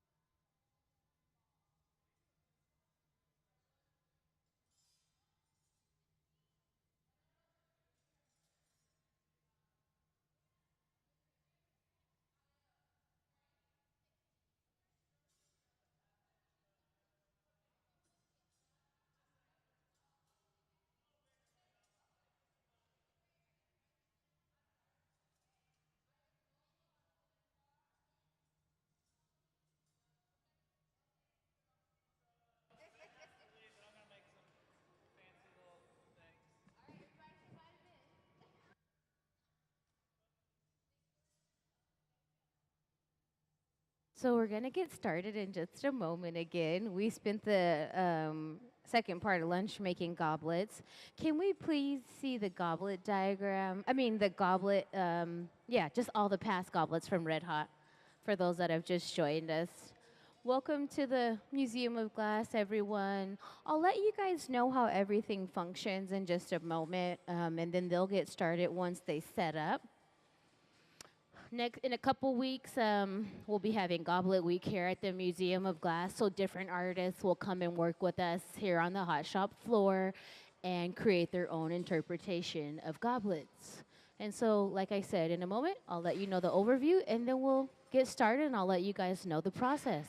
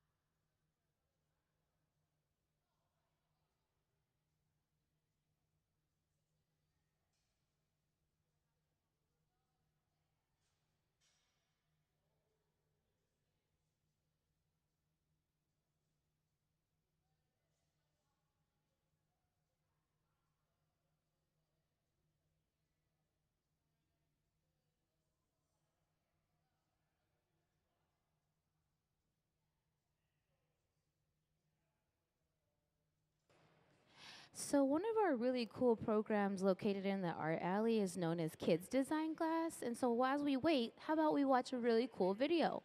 Can we see the Kids Design Glass video?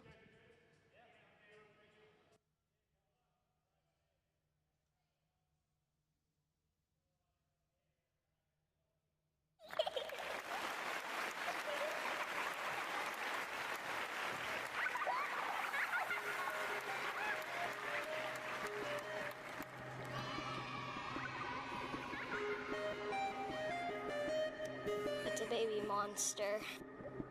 Pip is a baby monster that loves to smile and laugh. Even though he's little and cute, he gives a big cry.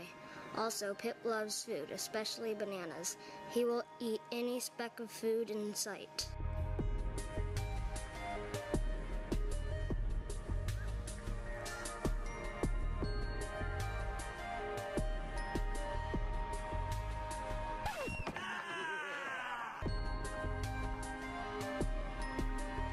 Oh, it's amazing. Totally amazing. And then especially if the pieces of art go traveling around, other kids will see, oh my gosh, I could do that too. You know, it's not just somebody else that, you know, they did it, you know, I couldn't do that. Absolutely not. Anyone can do this. And I think that's what it shows the kids. Maybe not everybody can win, But, and that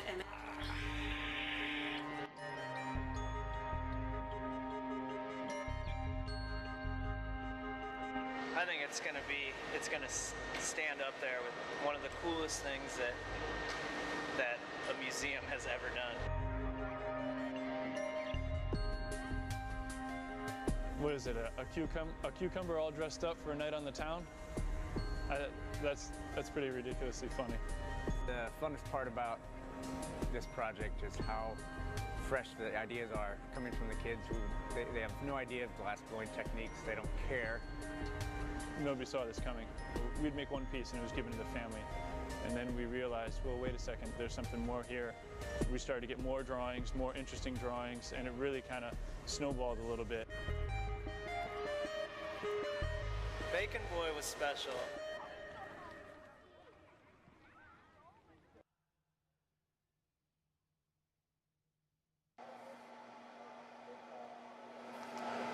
The hat almost looks like a frying pan. Maybe he's wearing a frying pan.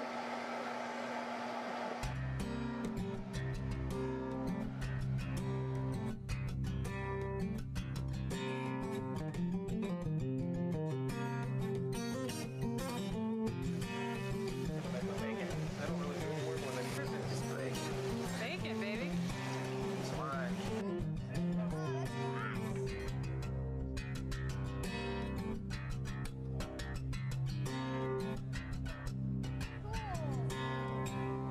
All I see. How's that for his arm? Fingers? Yeah. Okay. Yeah.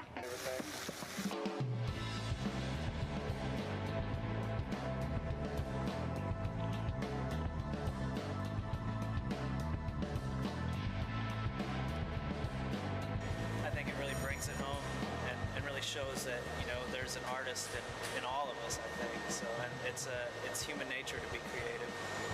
So I think we lose that as we get older sometimes, and it's cool to see this pure creative nature that children possess. So I think it's cool to share that with the rest of the world, hopefully. So.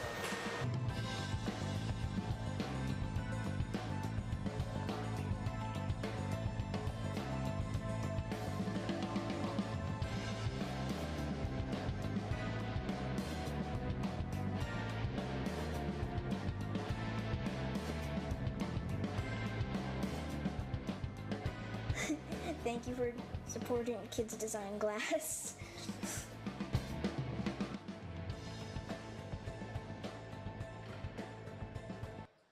So, as you can see, oh, you guys were here earlier, so you guys all know. All right, we know so far what's going on, but we are going to make like an olive oil pitcher, one of those little, really beautiful, dainty little pitchers.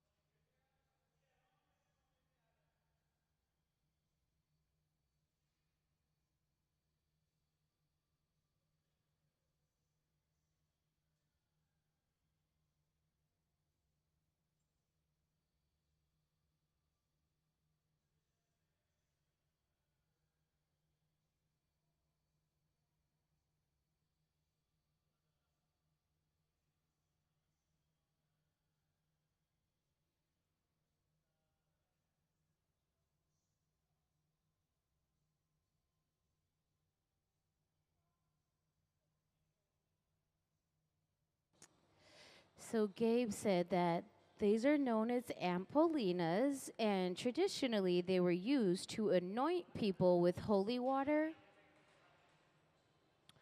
Well, what was really cool about what they just did with that bit was he stuck the pipe so deep into the bubble, and when he pulled it out, they were able to take the air and create a hollow little spout there. This is not being made for anything, just for your enjoyment. I asked him if he was going to put holy water into it, but I don't think he is able to bless people, unfortunately.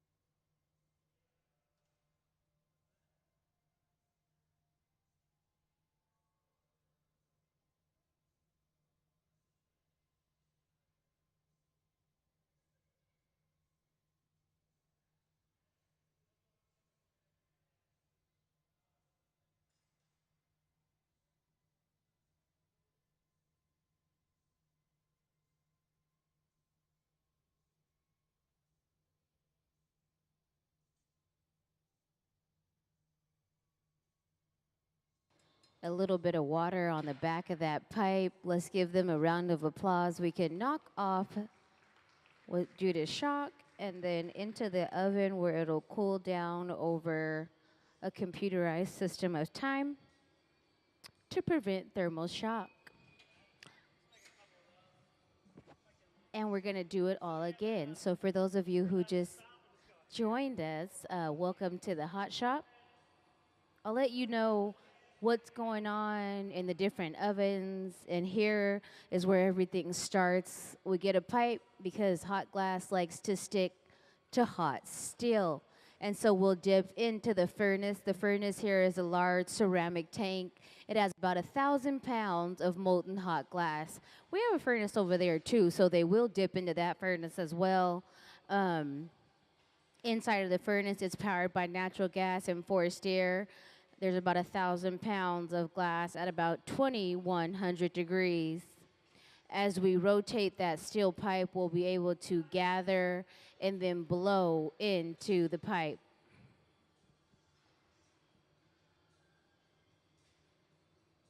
After we blow into the pipe, that'll create a bubble, and then from there we will, that's basically the inception point that carves out the shape of wherever else we would like to take the design. And so from there, we'll go in and out of the glory hole. The glory hole here is about 2,300 degrees. It's also powered by natural gas and forced air. There's no heat, or there's no glass, I'm sorry, there's no molten glass inside of the glory hole. There's only heat. We only use it to reheat the glass to keep it from breaking and for it to remain malleable. It has to remain above 1,000 degrees during the process to prevent any sort of shock. And so as he's come out of the glory hole, out of the furnace with this gather, it is clear. It just looks orange because that's what 2,100 degrees looks like. He'll blow into the end of that pipe and create a bubble. And the more glass you have, the larger you can blow this bubble to be.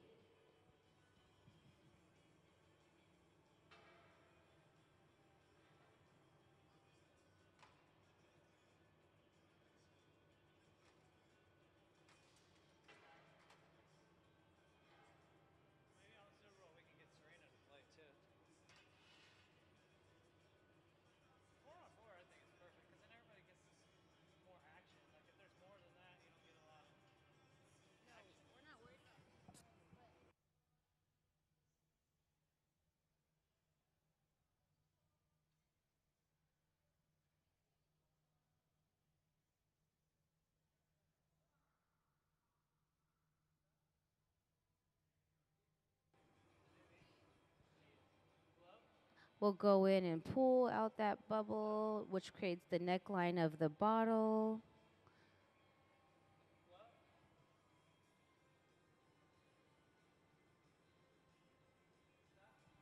As we rotate, Trenton is blowing into the end of the pipe, which expands the bubble at the end of the neckline. And then we'll go in with our jacks. Our jacks are inverted blades, which allows us to carve into the glass, which creates stress in certain areas. And that's a positive because we need a jack line. It's an indicator of the end of the pipe and the beginning of the piece, which allows us to remove ourselves from the blowpipe and work on the opposite side, which is what we need to do to finish the piece.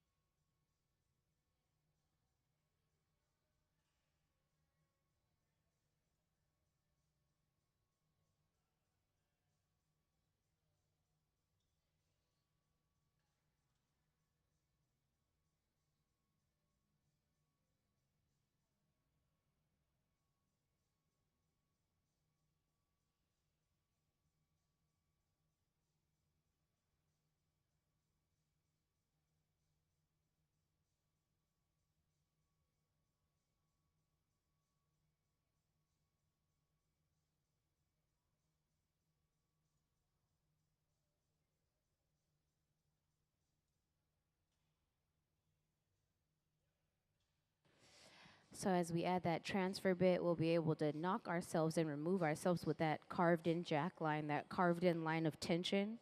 And that's the function of why we have to pinch the glass in certain areas, and we'll be able to transfer ourselves so we can now open up that little access point that we blew air into. And they'll slowly use the jacks to open up the mouth and clean up the tip of the top of the bottle.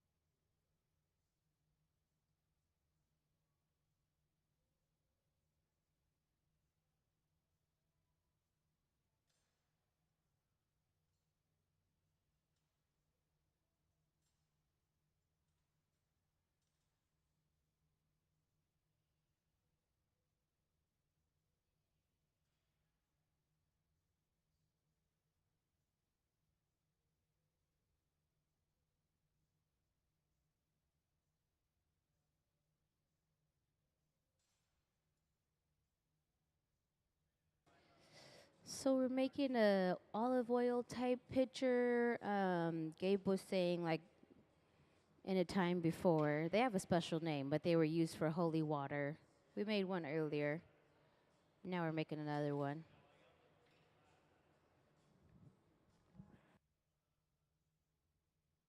So as we continue to pull the glass out of the furnace here, it doesn't just like magically replenish itself, and so we have to refill the furnaces with glass. Can we see the charging the furnace video?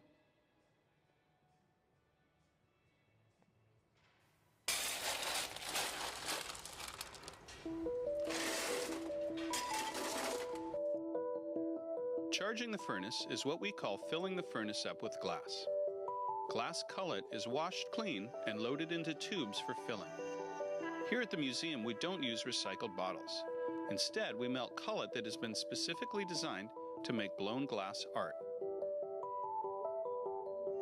The primary ingredient in glass is silica sand, or silicon dioxide. The other two main ingredients are soda, or sodium oxide, which lowers the melting temperature, and lime, or calcium oxide, the stabilizer.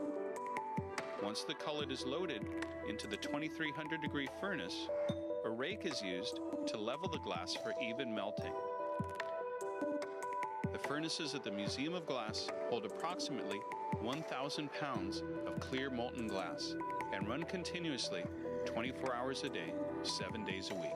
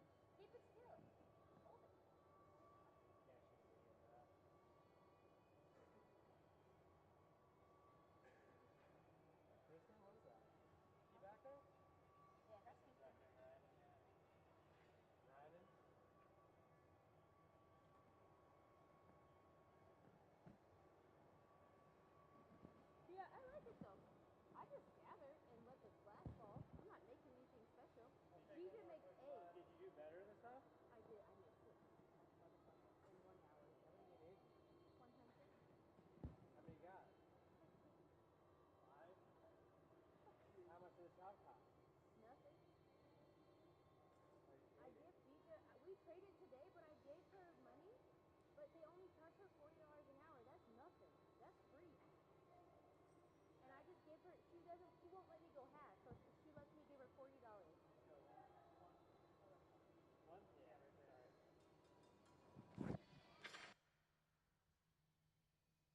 Let's give them a round of applause for all their hard work. We're going to place this pitcher into the box where it has to cool down overnight to prevent thermal shock. Give us a second and we're going to keep going. If you guys have any questions, like I said, you're welcome to ask or just enjoy yourself. You can also watch us online when you're not here. We have a live stream that's up every single day. It's on YouTube. Thanks for hanging out. See you all later. Bye-bye.